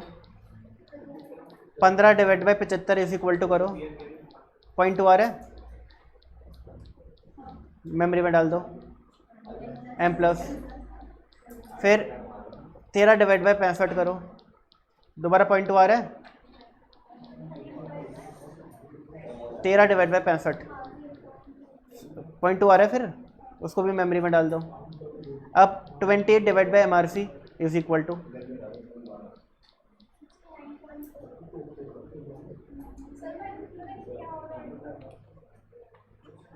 आप 20 डिवाइड बाय 0.4 ही कर लो। 20 डिवाइड बाय 0.4 कितना होता है? या तो आप मेमोरी क्लियर नहीं कर रहे होगे ठीक से।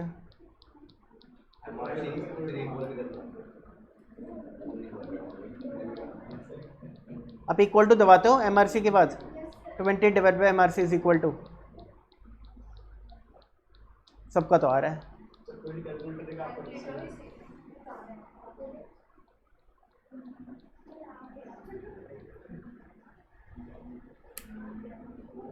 क्या गलत कर रहे हो देख लेना।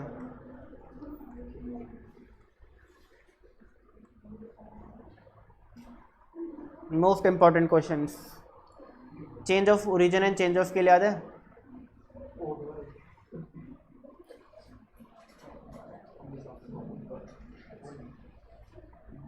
बताओ चेंज ऑफ ओरिजिन क्या होता है?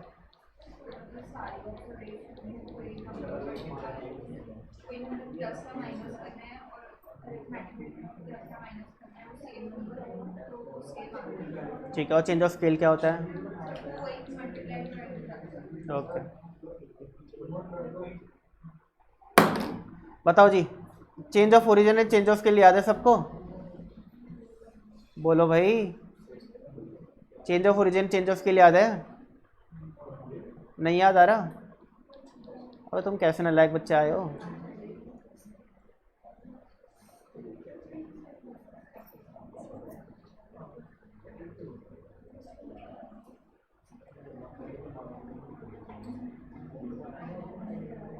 ये तो पहली क्लास इस चैप्टर की हुई थी तभी समझा दिया था मैंने।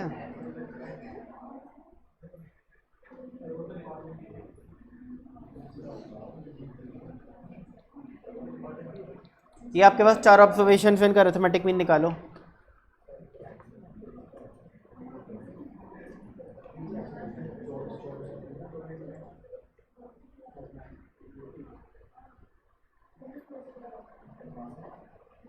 दस आएगा। अब मैं आपको क्या बोल रहा हूँ कि भाई नई ऑब्जर्वेशंस आई हैं, यानी ऐसे समझो आप लोगों ने टेस्ट दिया था 20 नंबर का और आपके ये मार्क्स आए। फिर मैंने बोला भाई ये अच्छी परफॉर्मेंस नहीं है, मैं दोबारा टेस्ट लिया अगेन मैंने 20 नंबर का, और हर बच्चे का इम्प्रूवमेंट हुआ बिल्कुल सेम यानी कि हर बच्चे के पिछले टेस्ट से इस टेस्ट में 3 नंबर बढ़ गए हैं। ठीक है ना, यानी कि वाई नया वेरिएबल कैसे आ रहा है, पुराने वेरिएबल में 3 ऐड करके। तो बताओ पहले बच्चे के कितने आए होंगे, दूसरे बच्चे के, तीसरे बच्चे के और आखिरी बच्चे के। अब अगर मुझे नए वाले टेस्ट का यानी नई वाली ऑब्जर्वेशन का अरिथमेटिक मीन निकालना है तो चेंज ऑफ ओरिजिन वाला कॉन्सेप्ट बोलता है कि पुराने वाले अरिथमेटिक मीन में वो नंबर ऐड कर दो जो हर एक ऑब्जर्वेशन में ऐड हुआ है, तो आपके पास नए वाले वेरिएबल का अरिथमेटिक मीन आ जाएगा। तो देखो 8 + 11 कितना होता है 19, 19 + 15 कितना होता है 34, 34 + 18 कितना होता है 52, 52 डिवाइड बाई 4 कितना होता है 30। आ गया सेम, ठीक है ना। ये था change of origin. Change of origin में एक चीज़ और हो सकती है क्या, इंस्टेड ऑफ एडिंग मैं सब्ट्रैक्ट करता अगर 3, यानी कि दूसरे टेस्ट में सबकी परफॉर्मेंस 3 से गिर गई, तो जो नया अरिथमेटिक मीन आता है वो क्या आता है 10 - 3 यानी कि 7। यानी चेंज ऑफ ओरिजिन क्या बोलता है कि अगर पुरानी ऑब्जर्वेशंस के अंदर कोई भी कांस्टेंट ऐड या सब्ट्रैक्ट किया जाए तो जो नया अरिथमेटिक मीन है वो भी उसी कांस्टेंट से ऐड या सब्ट्रैक्ट हो जाता है। ठीक है ना, जो नया अरिथमेटिक मीन है वो भी उसी कांस्टेंट से ऐड या सब्ट्रैक्ट हो जाता है। तो पुराने वाले में अगर वही कांस्टेंट ऐड कर दोगे तो नया आ जाएगा, वही कांस्टेंट माइनस कर दोगे तो नया वाला आ जाएगा। ठीक है ना, वो डिपेंड करता है कि प्लस हो रही है या माइनस हो रही है ऑब्जर्वेशन। चेंज ऑफ स्केल क्या था,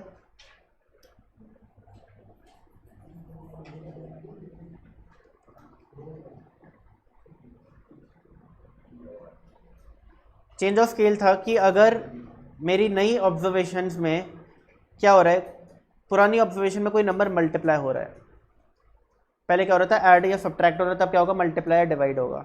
अगर मैं पुरानी ऑब्जर्वेशन में कोई एक नंबर मल्टीप्लाई कर दूँ, लेट से 5 मल्टीप्लाई कर दिया तो 5 का 25 हो जाएगा, 8 का 40 हो जाएगा, 12 का 60 हो जाएगा और 15 का 75 हो जाएगा।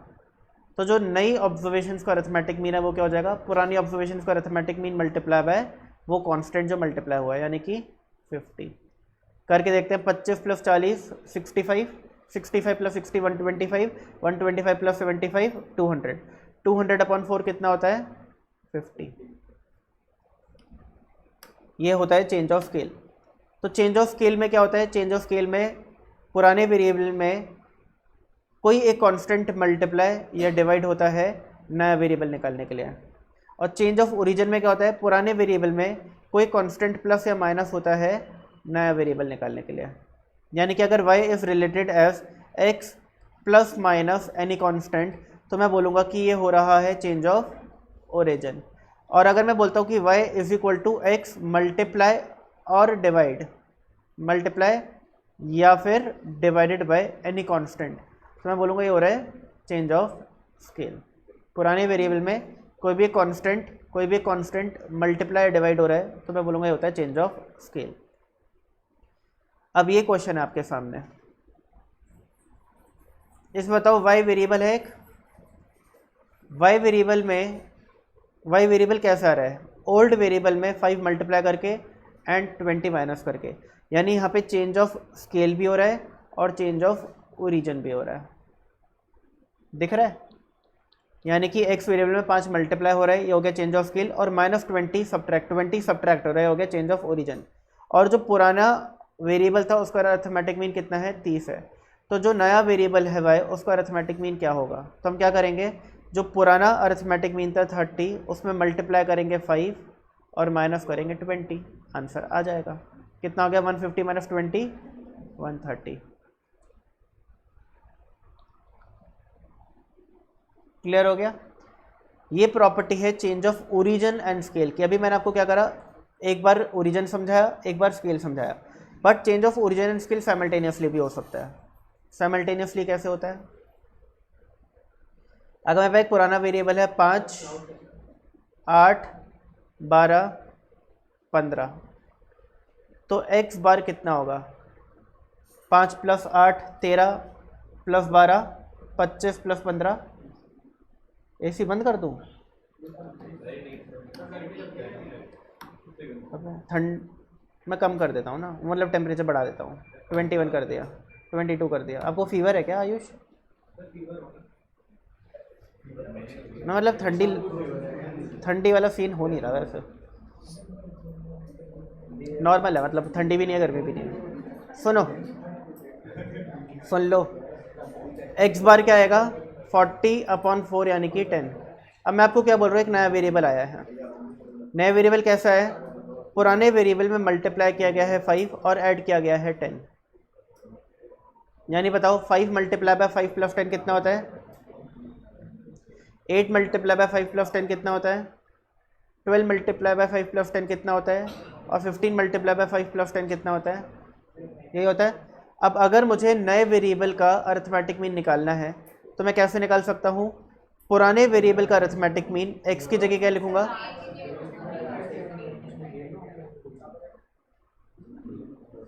पुराने वेरिएबल का अरिथमेटिक मीन क्या है? 10 × 5 + 10। आंसर क्या जाएगा? 60। करके देखते हैं।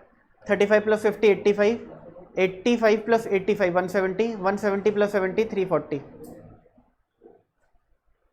एक मिनट, 35 + 50 + 70 + 85 240 आ रहा है आंसर। 240 डिवाइडेड बाय 4 कितना होता है? 4 ऑब्जर्वेशन है तो 240 डिवाइड बाय 4 कितना होता है? 60 होता है। तो ये हो गया change of origin and scale, दोनों चीज़ साइमल्टेनियसली हो रही है। तो इस क्वेश्चन के अंदर वही दोनों चीज़ साइमल्टेनियसली हो रही थी, ठीक है ना। एक्स में जो भी चीज़ मल्टीप्लाई या डिवाइड होगी उसको हम बोलेंगे चेंज ऑफ स्केल हो रहा है, जो भी चीज़ ऐड या सब्ट्रैक्ट होगी बोलेंगे चेंज ऑफ ओरिजिन हो रहा है। तो इन क्वेश्चन को करने का सिंपल अप्रोच होती है कि एक्स की जगह आप एक्स बार पुट कर दो, आपका आंसर आ जाएगा। सिंपल, आपने एक्स की जगह एक्स बार यानी 30 पुट कर दो तो 5 × 30 - 20 आपका आंसर आ जाएगा। आ रही है बात समझ? ये क्वेश्चन है करेक्टिंग इनकरेक्ट मीन का, कर लोगे? पहली क्लास में कराया था। The average marks scored by 50 student in a class were calculated to be 38। यानी क्लास में 50 बच्चे हैं और इनका जब एवरेज निकाला गया तो 38 आया। Later it was found that marks of 2 student were wrongly copied as 34 and 23। हमने 2 बच्चों के मार्क्स अरिथमेटिक मीन निकालने के लिए लेट से मान के चलो इस क्लास में 50 बच्चे हैं। अब सबको मैंने टेस्ट लिया 50 नंबर का, उसमें एवरेज स्कोर आया 38। एवरेज स्कोर कैसे निकाला होगा? 50 बच्चों के नंबर ऐड किए होंगे अपन 50 किया होगा।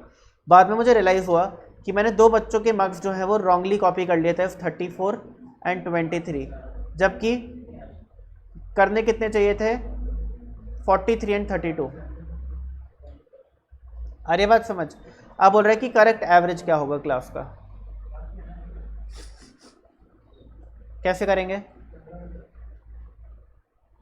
स्कूल में भी पढ़ा है अब तो, ये 11th क्लास में पढ़ा आप लोगों ने।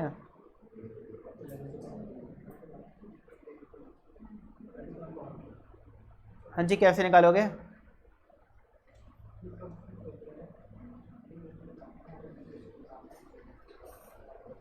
एक्स बार का फॉर्मूला क्या होता है? अगर मैं क्रॉस मल्टीप्लाई कर दूं तो सम ऑफ एक्स कितना आ जाएगा? एक्स बार मल्टीप्लाई बाय एन। तो सम ऑफ एक्स कितना आ जाएगा? अरिथमेटिक मीन कितना था पुराना? 38 मल्टीप्लाई बाय 50, 1900। यानी कि आप बच्चों के जो टोटल मार्क्स है क्लास में 1900 आए होंगे। 1900 को मैंने 50 से डिवाइड किया होगा तो अरिथमेटिक मीन आ गया होगा 38। अब ये 1900 रॉन्ग है या करेक्ट टोटल है? Wrong total. अगर मुझे उस रॉन्ग टोटल को करेक्ट करना है तो कैसे करूं? बताइए, क्या करूं? क्या करना चाहिए? जो रॉन्ग ऑब्जर्वेशन है वो माइनस कर दूंगा, तो माइनस कर दूंगा 34, माइनस कर दूंगा 23 और ऐड कर दूंगा करेक्ट ऑब्जर्वेशंस, तो मेरा करेक्ट टोटल आ जाएगा। तो 1900 minus 34 minus 23 plus 43 plus 32, answer आ गया 1918। तो आपका करेक्ट अरिथमेटिक मीन कितना आ जाएगा? Correct total upon total student 50 ही हैं, अभी भी चेंज नहीं हुआ है, तो आंसर आ गया 38.36।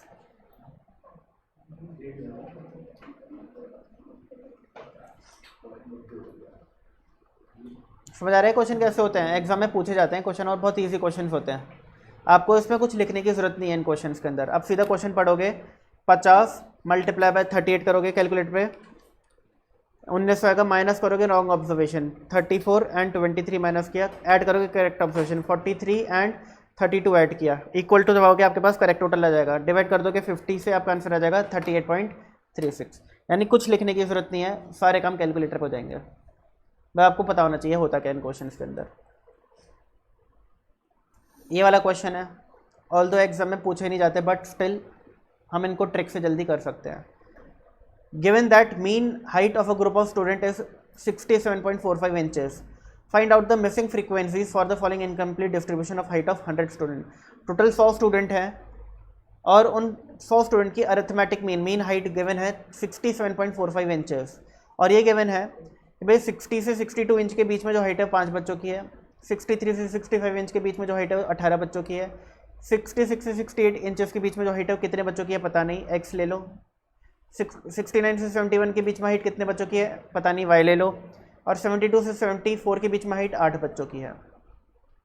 अरे बात समझ क्लियर है? आपको बताना है कि जो मिसिंग फ्रीक्वेंसीज है क्या है, find out the missing frequencies, ये एक्स और वाई निकालना है आपको। क्या करें बताइए? एक बात बताओ, 5 + 18 + x + y + 8 कितना होगा? 5 + 18 + x + y + 8 कितना होगा? बताओ जल्दी, कितना होगा? 100 बच्चों का डेटा है तो 100 होना चाहिए, है कि नहीं? ठीक है ना? तो x + y कितना हो जाएगा? 100 माइनस 18 + 5 23, 23 + 8 31, आंसर क्या आ जाएगा? यानी x + y का टोटल 69 होना चाहिए। क्या इन दोनों का टोटल 69 है? क्या इन दोनों का टोटल 69 है? क्या इन दोनों का टोटल 69 है? क्या इन दोनों का टोटल 69 है? आंसर आ गया। अरे बात समझ आप लोगों को? आपको याद है स्कूल में कैसे करते थे आप ये क्वेश्चन? इक्वेशंस बनाते थे, 2 इक्वेशन, पहले तो एक टेबल बना देते हैं, आप मिड वैल्यू लिखते थे एक जगह, x मिड वैल्यू 60 + 62/2, 61 आ जाएगा, 64 आ जाएगी, अगली 67 आ जाएगी, 70 आ जाएगी, और फिर 71 आ जाएगी। फिर इनकी फ्रीक्वेंसीज लिखते थे, 5, 18, x, y और 8। फिर आप fx निकालते थे, 61 × 5 हो गया 305, 64 × 18 हो गया आपका 1152, ये हो गया 67x, ये हो गया 70y, और 71 × 8 हो गया आपका 568। फिर आप इनका टोटल निकालते थे, फिर आप अरिथमेटिक मीन का फॉर्मूला लिखते थे, arithmetic mean is equal to sum of fx upon n। Arithmetic mean कितना गिवन है क्वेश्चन में? 67.45, 67.45 equals to sum of fx निकालते 305 plus 1152 plus 2025 plus 67x plus 70y upon total बच्चे कितने हैं? 100। फिर आप इक्वेशन बना लेते थे पहली। दूसरी इक्वेशन क्या होती थी बताओ? ये तो हो गई पहली इक्वेशन। दूसरी क्या होती थी? दूसरी इक्वेशन होती थी ये x + y = 69, यानी कि इन सारी फ्रीक्वेंसीज का टोटल 100 है, तो x + y कितना हो जाएगा? 100 माइनस 31 यानी कि 69, ये आपकी दूसरी इक्वेशन होती थी। फिर आप x की वैल्यू क्या ले लोगे? 69 माइनस y, यहाँ पे पुट करोगे x की वैल्यू 69 माइनस y, आपका y आ जाएगा। फिर y निकालने के बाद आप इस इक्वेशन में y पुट करोगे, आपका x आ जाएगा। ये तरीका यूज़ करते थे आप 11th क्लास में, बट ये 1 नंबर का क्वेश्चन है क्या? फिर नहीं, तो उसको अगर एक नंबर का बनाना है तो आपको ये ट्रिक यूज़ करो, सीधा सीधा हो जाएगा। वैसे तो एग्जाम में क्वेश्चन आता नहीं है, बट अगर आ गया तो ऐसे ही कर लेना ट्रिक यूज़ करके। वे जो मिसिंग फ्रीक्वेंसीज हैं इनका सम टोटल क्या होगा 69, तो देखो किस ऑप्शन में सम टोटल 69 है, आंसर आ जाएगा।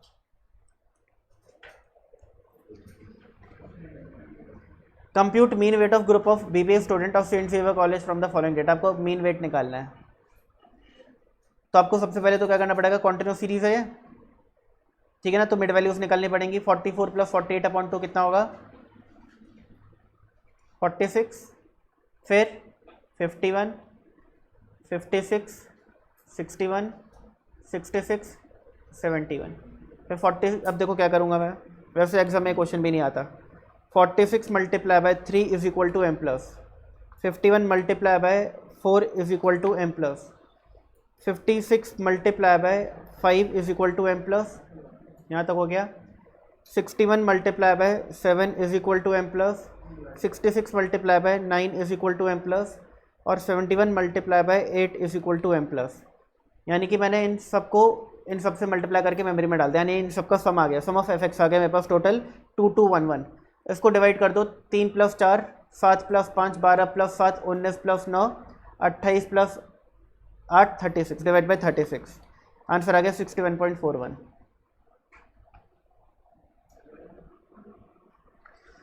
61.41666 ऐसा आंसर आ रहा है, राउंड ऑफ करके 61.42 हो जाएगा।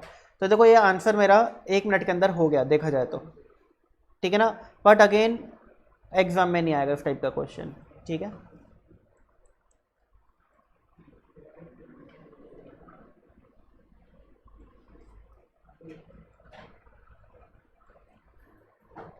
आप करेंगे question, mean height of 8 student is 152 cm, 2 more student of height 143 and 156 cm join the group, new mean height is equal to।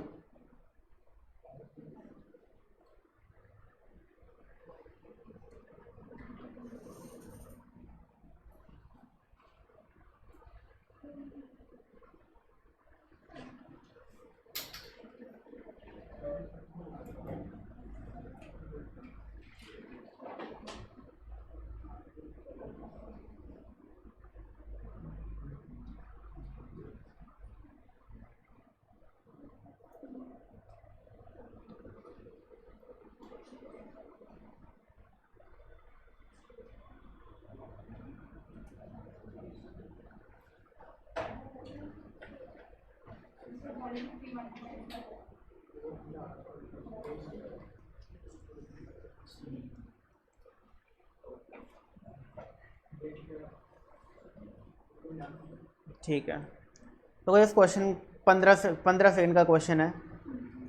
आपको 152 को मल्टीप्लाई करना है 8 से, इसमें ऐड करना है 143 और ऐड करना है 156, जो आंसर आएगा उसको डिवाइड करना है 10 से, आंसर आ गया 151.5। आ रही बात समझ। जब आप इन दो को मल्टीप्लाई करोगे तो आपके पास क्या आ जाएगा, इन 8 बच्चों की टोटल हाइट, उस टोटल हाइट में जो दोनों ऑब्जर्वेशंस ऐड हुई हैं वो ऐड कर दो, टोटल बच्चे कितने हो गए अब 10, ठीक है ना। अब इस टोटल को डिवाइड कर दो 10 से। आपको रजिस्टर की ज़रूरत ही नहीं है इस क्वेश्चन के लिए, ये हमने 24 कर लिया। बताइए 23rd का आंसर क्या है। ग्रुप्ड फ्रीक्वेंसी डिस्ट्रीब्यूशन समझ आता है क्या होता है, कम कॉन्टिन्यूस सीरीज। जब हम कॉन्टिन्यूस सीरीज में अरिथमेटिक मीन निकालते हैं तो हम क्या अज्यूम करते हैं, the classes are of equal width, the classes of equal frequency, ये तो कभी अज्यूम नहीं करते भाई। All the values of a class are equal to the mid value of that class and none of these.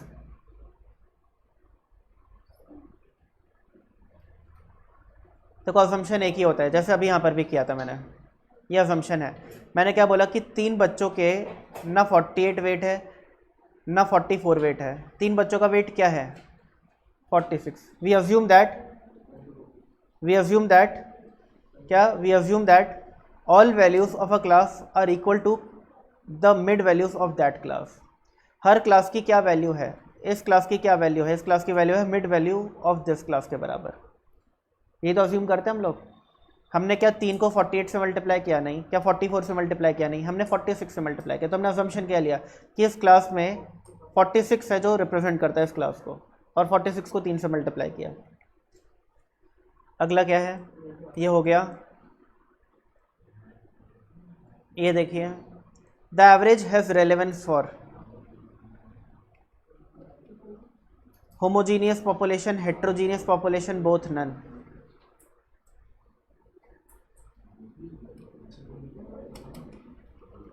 बोलो भाई बोलो। आप क्लास में मान के चलो 100 बच्चे हैं, 100 बच्चों के नंबर आए अलग अलग, 50 नंबर का टेस्ट था। कुछ बच्चों के 0 के 10 के बीच में मार्क्स आए, कुछ के 10 के 20, 20 से 30 के बीच में, 30 से 40 के बीच में, और आखिरी 50 नंबर का टेस्ट था तो 40 से 50 के बीच में। हर क्लास में कुछ ना कुछ बच्चे हैं, 100 बच्चे हैं टोटल। अब ये तो है पॉपुलेशन, इन सब के आप 100 बच्चों के नंबर मेरे लिए क्या है, पॉपुलेशन। अब अगर एवरेज में निकालता हूँ, अगर एवरेज में निकालता हूँ आप बच्चों का, तो मैं होमोजीनियस पॉपुलेशन को पिक करूँ या हेट्रोजीनियस पॉपुलेशन को पिक करूँ? देखो, होमोजीनियस मतलब होता है जो सेम सा दिखता हो। यानी अगर मैं ये बोलूँ कि भाई जो कम कम वाले बच्चे हैं सिर्फ इनका एवरेज निकालना चाहता हूँ मैं, या सिर्फ जो ज़्यादा ज़्यादा वाले बच्चे हैं इनका एवरेज निकालना चाहता हूँ मैं, यानी कि एवरेज निकालने के लिए सिर्फ मैंने ये कंसिडर कर लिया, मैं बोल रहा हूँ कि पूरी क्लास का एवरेज इसके एवरेज के बराबर है, तो बात सही है या गलत है? गलत है। यानी कि अगर मैं होमोजीनियस पॉपुलेशन से एवरेज निकालूंगा तो चीज़ गलत हो जाएगी। हेट्रोजीनियस क्या होता है, सबका डिफरेंट डिफरेंट उठा लेना। तो मैं क्या करूँगा, मैं अगर चाहता हूँ तो मैं कुछ बच्चे यहाँ से उठाऊंगा, कुछ बच्चे यहाँ से उठाऊंगा, कुछ बच्चे यहाँ से उठाऊंगा, कुछ बच्चे यहाँ से उठाऊंगा, कुछ बच्चे यहाँ से उठाऊंगा, और इन सबके मार्क्स को ऐड करके अपॉन जितने भी बच्चे उठाए, मान के चलो हर क्लास से मैंने 5-5 बच्चे उठाए, तो 5 क्लास से उठ गए तो 25 बच्चे हो गए। अब अगर इन 5 बच्चों के नंबर को ऐड करो अपॉन 25 करूँ, तो जो मेरा आंसर आ रहा है उसको मैं बोल सकता हूँ कि इस क्लास के आंसर के बराबर होगा, अप्रॉक्स होगा। बट सिर्फ यहाँ से 5 बच्चे उठा लेना, यहाँ से 5 बच्चे उठा लेना, इन 10 बच्चों के नंबर को ऐड करके अपन 10 कर देना और ये बोल देना एवरेज पूरी क्लास के बच्चों के एवरेज के बराबर, ये बात बिल्कुल गलत है। तो हम कभी भी होमोजीनियस पॉपुलेशन पिक नहीं करते, हम हेट्रोजीनियस पॉपुलेशन पिक करते हैं। अरे बात समझ, थोड़ा थोड़ा हर जगह से वैरायटी, हम वैरायटी पिक करते हैं, ना कि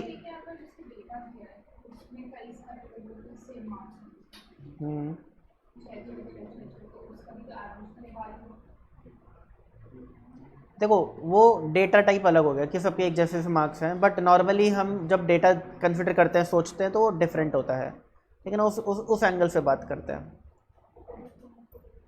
the average discovers uniformity in variability, variability in uniformity, both none. अब इस क्वेश्चन का आंसर आप तभी दे सकते हो जब आप अगला चैप्टर पढ़ो, मेजर्स ऑफ डिस्पर्शन, जो अगली क्लास में शुरू करूंगा मैं, तब मैं आपसे पूछूंगा कि इसका आंसर क्या होगा। ठीक है। फिर if the same amount is added to और subtracted from all the values, बताओ ये क्या हो रहा है, ये क्या हो रहा है? हम सारी वैल्यूज में से सेम अमाउंट ऐड या सब्ट्रैक्ट कर रहे हैं, ये क्या हो रहा है? बताओ जी क्या हो रहा है? इस फिनोमेना को क्या बोलते हैं हम लोग? Change of origin. अगर हम सारी वैल्यूज में कोई भी एक नंबर ऐड या सब्ट्रैक्ट करें तो क्या होता है? Change of origin. Multiply divide करें तो चेंज ऑफ स्केल। तो ये क्या हो रहा है? ये चेंज ऑफ ओरिजिन हो रहा है, क्योंकि एक सेम अमाउंट सारी ऑब्जर्वेशन में सब्ट्रैक्ट या ऐड हो रहा है। तो मीन शैल इंक्रीज और decrease by the same amount. तो जो मीन है नई ऑब्जर्वेशन का वो सेम अमाउंट से इंक्रीज और डिक्रीज हो जाएगा। तो क्या होगा इसका? सेम। आ रही बात समझ? If the class interval is open ended then it's difficult to find. अगर क्लास ओपन एंडेड है तो क्या चीज़ नहीं निकाली जा सकती?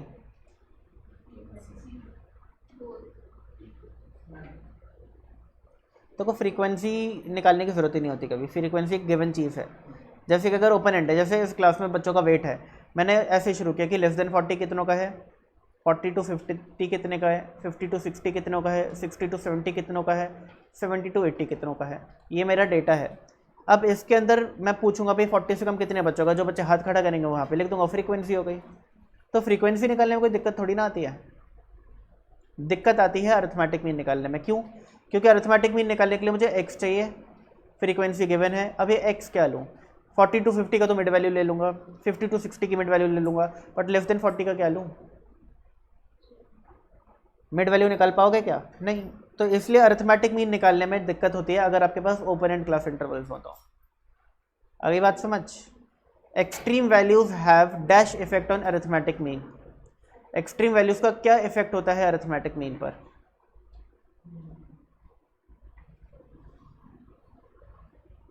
इसके दो आंसर्स हैं। अगर आप मीन, मीडियन, मोड की बात करो तो इसका आंसर अलग है।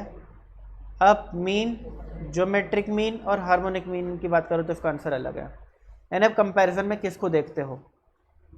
अरिथमेटिक मीन के कंपैरिजन में किससे कंपेयर कर रहे हो उसको? आप अरिथमेटिक मीन को मीडियन मोड से कंपेयर कर रहे हो या ज्योमेट्रिक मीन हार्मोनिक मीन से कंपेयर कर रहे हो? क्योंकि अगर आप ज्योमेट्रिक हार्मोनिक मीन से कंपेयर कर रहे हो तो इसका आंसर होगा ग्रेटेस्ट,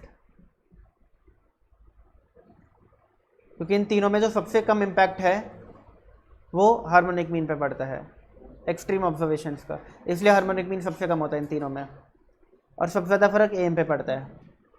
बट अगर आप मीन, मीडियन, मोड की बात करो तो मीन पर सबसे कम फर्क पड़ता है। मीडियन और मोड पे ज़्यादा फर्क पड़ सकता है, ज़रूरी नहीं है, बट ज़रूरी नहीं है। तो हम क्या कंसिडर करें यहाँ पर? नहीं, देखो या तो ग्रेटेस्ट होगा या लीस्ट होगा, मीडियम कभी नहीं होगा। आपने तो क्या किया, सर इसको भी ले लो उसको भी ले लो, दोनों का एवरेज निकाल दो, मीडियम कर दो। ये चीज़ थोड़ी ना करनी है हम लोगों को। हमें एक आंसर देना है, तो ग्रेटेस्ट इम्पैक्ट होता होगा या लीस्ट इम्पैक्ट होता होगा। मीडियम इम्पैक्ट कुछ होता नहीं है सच। जब हम कंपेयर करते हैं तो यही बोलते हैं कि या तो इसका सबसे ज़्यादा फर्क पड़ रहा है एक्सट्रीम ऑब्जर्वेशन का इस पर, या सबसे कम फर्क पड़ रहा है। मीडियम फर्क पड़ता नहीं है क्योंकि कभी। क्या करें इसमें? हम अगर अज्यूम करें कि भाई अरिथमेटिक मीन की कंपैरिजन जीएमएचएम से हो रहा है तो हम ग्रेटेस्ट पे टिक करेंगे, ठीक है ना। हम इसी और यही मान के चलेंगे कि एम जीएमएचएम को हमेशा साथ में देखा जाता है, तो एम जीएमएचएम का कंपैरिजन चल रहा है और इसमें एम पर सबसे ज़्यादा फर्क पड़ेगा। और ये मैंने आपको विद एग्जांपल दिखाया भी था क्लास में। मैंने ऑब्जर्वेशन ली थी, फिर एक ऑब्जर्वेशन को 8 से 38 कर दिया था, याद आ रहा है? उनका अरिथमेटिक मीन निकाला था, फ़र्क आ रहा था 6 का। ज्योमेट्रिक मीन, हार्मोनिक मीन निकाला था, फ़र्क आ रहा था 3 पॉइंट समथिंग का, ठीक है। The most commonly used measure of central tendency is arithmetic mean. Arithmetic mean is most commonly used. So अगर कोई भी बोलेगा ना कि ये डेटा इसका एवरेज निकालो, तो एवरेजेस तो 5 होते हैं, बट हर कोई अरिथमेटिक मीन ही निकाल देता है। तो उनके दिमाग में होता है कि सर एवरेज मतलब अरिथमेटिक मीन। ये चैप्टर अगर नहीं पढ़ा होता आप लोगों ने तो आपको भी ये लगता है सर एवरेज मतलब अरिथमेटिक मीन। तो इसलिए arithmetic mean most commonly used average है। The most stable measure of central tendency is, most stable क्या है?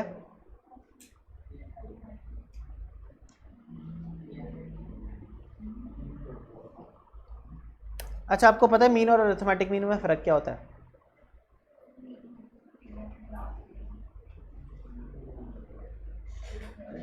देखो पता होगा नहीं क्योंकि मैंने बताया नहीं है, बट अगर पता है तो आपको स्कूल से पता होगा या फिर आपने कहीं पढ़ा होगा तो पता होगा। मैंने नहीं बताया, क्योंकि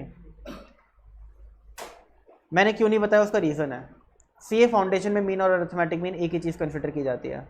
सीए फाउंडेशन में दोनों में कोई डिफरेंस नहीं है, बट प्रैक्टिकली अगर आप किसी स्टैटिस्टिशियन से पूछोगे कि मीन और अरिथमेटिक मीन में क्या फ़र्क है, वो बता देगा कि ये फ़र्क है। फ़र्क क्या होता है मैं आपको बता देता हूँ। जब मैं अरिथमेटिक मीन निकालता हूँ तो मैं सारी ऑब्जर्वेशंस को ऐड करता हूँ अपॉन नंबर ऑफ ऑब्जर्वेशन करता हूँ, बट जब मैं मीन निकालता हूँ तो मैं लार्जेस्ट ऑब्जर्वेशन में ऐड करता हूँ स्मॉलेस्ट ऑब्जर्वेशन अपॉन 2 करता हूँ। इस क्लास में हाईएस्ट मार्क्स आएंगे एक बच्चे के, एक के आएंगे होंगे लोएस्ट। इन दोनों को ऐड करूँगा अपॉन 2 करूँगा तो मेरे मीन मार्क्स आ जाएंगे, ठीक है ना। और अरिथमेटिक मीन कैसे आएगा? सब बच्चों के मार्क्स को ऐड करके अपॉन नंबर ऑफ स्टूडेंट्स करने से। तो मोस्ट स्टेबल मीन माना जाता है, अरिथमेटिक मीन से ज़्यादा स्टेबल होता है यह, ठीक है ना। आपकी सीए इंस्टीट्यूट की बुक में भी ये क्वेश्चन है और उसमें डी ऑप्शन है नन ऑफ दीज, तो वहाँ पर तो कोई डाउट ही नहीं आता, सारे बच्चे मीन पे टिक कर देते हैं। यहाँ पर मैंने जानबूझकर ट्विस्ट देने के लिए डी ऑप्शन को चेंज करा और उसको अरिथमेटिक मीन किया, जैसे कि ये चीज़ मैं आपको समझा पाऊँ, मुझे याद आ जाए कि हाँ मुझे समझाना है, वरना मुझे याद नहीं आता था ये चीज़ समझाना, ठीक है ना। तो मैंने आपको समझा दिया कि भाई देखो अरिथमेटिक मीन में फ़र्क होता है, मीन ऐसे निकलता है, अरिथमेटिक मीन ऐसे निकलता है, और मीन ज़्यादा स्टेबल होता है, बट सीए फाउंडेशन लेवल पर मीन अरिथमेटिक मीन एक ही चीज़ कंसिडर की गई है।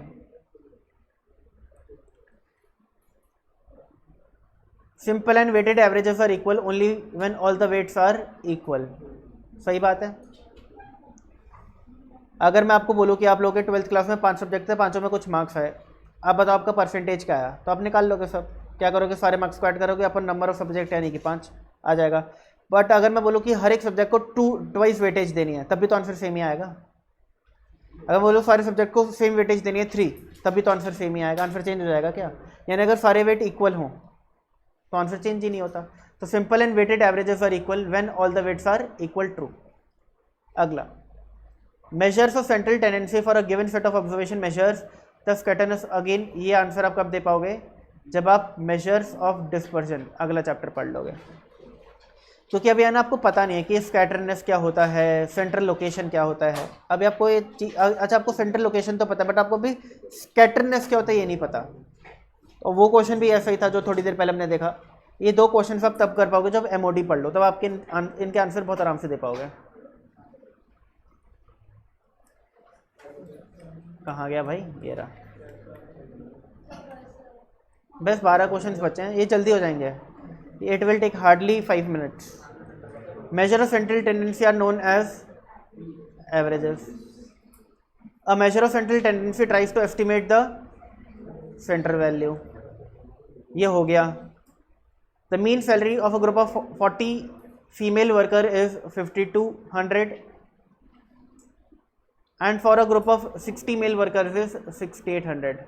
What is combined mean salary? अब आपको combined mean salary निकालनी है, तो आप क्या करोगे? 5200 को 40 से मल्टीप्लाई करोगे, 6800 को 60 से मल्टीप्लाई करोगे और टोटल 100 से डिवाइड कर दोगे, आपका आंसर आ जाएगा।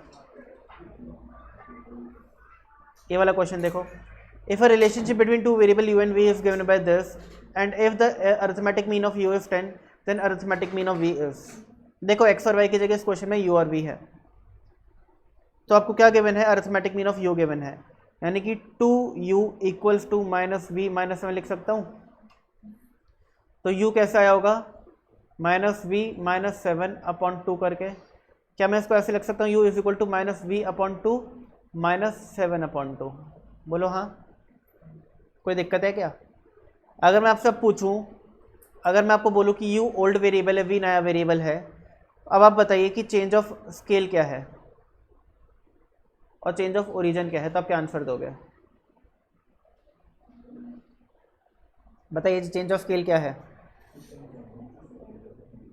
चेंज ऑफ स्केल क्या है? ओल्ड वेरिएबल में क्या मल्टीप्लाई हो रहा है? -1/2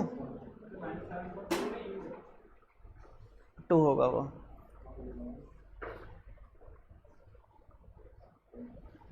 और चेंज ऑफ ओरिजिन क्या है? देखो जो भी ओल्ड वेरिएबल, देखो ओल्ड वेरिएबल क्या है? v। मैंने गलत कर दिया, मैंने उल्टा कर दिया, sorry. v is new variable, तो v इक्वल्स टू -2u -7 ये होगा। अब बताइए, ओल्ड वेरिएबल है u, तो चेंज ऑफ स्केल क्या है? -2 और चेंज ऑफ ओरिजिन क्या है? -7। क्लियर है?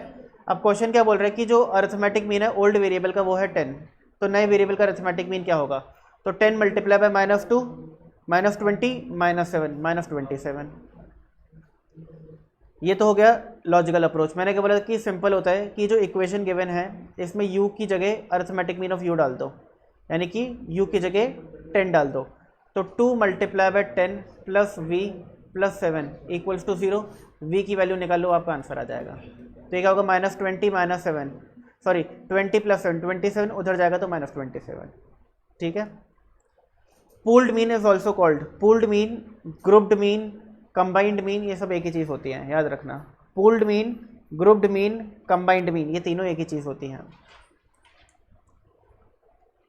For finding arithmetic mean in step division method the class interval should be of.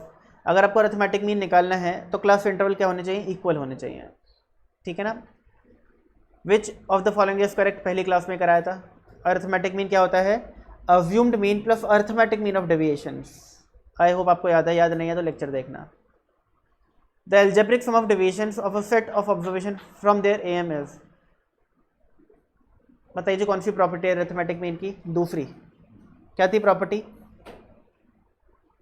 कि अगर मैं x में x का अरिथमेटिक मीन यानी x में x बार माइनस करूं और इन सभी डिविजन्स का सम करूं तो आंसर हमेशा क्या होता है?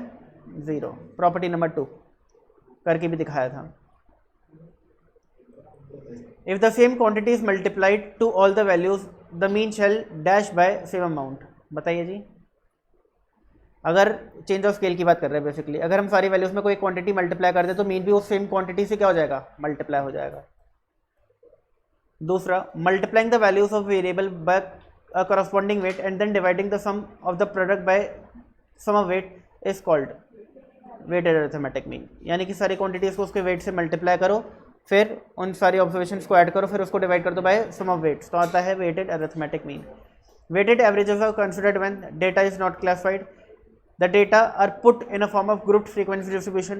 All the observations are not of equal importance, both A and C. See, all the observations are not of equal importance. अगर सारे observation equal importance की नहीं है तब हम निकालते हैं weighted average। सुन लो भाई, आपका होमवर्क क्या है? मैंने आप लोगों को arithmetic mean, geometric mean, harmonic mean के सारे क्वेश्चंस करा दिए हैं। आपको मीडियन, मोड और अदर पार्टिशनल वैल्यूज के क्वेश्चंस करना है, यानी कि 59 से लेकर के, और ये सारे क्वेश्चन इजी है, पहले बता देता हूँ, 128 तक। कितने क्वेश्चन है बताऊँ? ये 70 क्वेश्चन है, और मैं आपको बता देता हूँ 70 क्वेश्चंस करने में आपको हार्डली 1 घंटा लगेगा, इससे ज़्यादा नहीं लगेगा, हार्डली 1 घंटा। क्योंकि ये सारे क्वेश्चंस जो है ना, ये थोड़े थ्योरी टाइप हैं, आपको इसमें बहुत ज़्यादा कुछ कैलकुलेशंस करनी नहीं है, कुछ कुछ क्वेश्चंस में करनी है, बट ज़्यादातर में नहीं करनी। अगर आपसे क्वेश्चंस नहीं हो रहे तो उसका सिंपल मतलब है आपने लेक्चर्स नहीं देखे हैं। तो मैं आखिरी बार बोल रहा हूँ, उसके बाद मैं बोलना ही बंद कर दूँगा कि भाई आज का मिला करके इस चैप्टर के 5 लेक्चर्स हो गए हैं। आज का लेक्चर आप लोगों ने ले लिया। लास्ट लेक्चर हार्मोनिक मीन था, आप में से काफ़ी बच्चों ने लिया था। उसके पहला चैप्टर ज्योमेट्रिक मीन था, उस क्लास में कम बच्चे आए थे, कुछ बच्चों ने ऑनलाइन लिया था। तो ये 3 लेक्चर्स ऑलमोस्ट ज़्यादातर बच्चे ले चुके हैं। बट पहले 2 लेक्चर्स जो हैं, उसका जो पहला लेक्चर का आधा पार्ट है वो मैंने क्लास में कराया था, वो भी ले चुके हैं। बट रिमेनिंग ये जो बीच का 1.5 लेक्चर, यानी पहले लेक्चर का आधा पार्ट और दूसरा लेक्चर, ये मैंने आपको एक वीडियो दिया था, एप्लीकेशन में अपलोड किया था। उस दिन मैं आ नहीं रहा था यहाँ पर, मेरे घर में वो था, भंडारा था, ठीक है ना। अरे वो श्राद्ध का महीना था तब, तो श्राद्ध में मेरी दादी जी का वो था, श्राद्ध था, तो उस दिन मैं आया नहीं था। तो मैंने उस दिन आपको बोल दिया था कि भाई ये लेक्चर अपलोड कर दिया, देख लेना। और उस लेक्चर से सारी बातें जो फ्लो है वो पूरा बिगड़ा हुआ है आप लोगों का, आप अपने, क्योंकि किसी ने देखा नहीं है वो लेक्चर। तो जो लेक्चर्स हैं पहले 2 वो देख लेना, और अगर पहले 4 देख पाओ तो और अच्छी बात है। पहले 4 मतलब हार्मोनिक मीन तक, पिछली क्लास तक के। अगर ये सारे लेक्चर्स देख ले तो आप, और ये क्वेश्चंस करते हो, आपसे सारे क्वेश्चंस होंगे।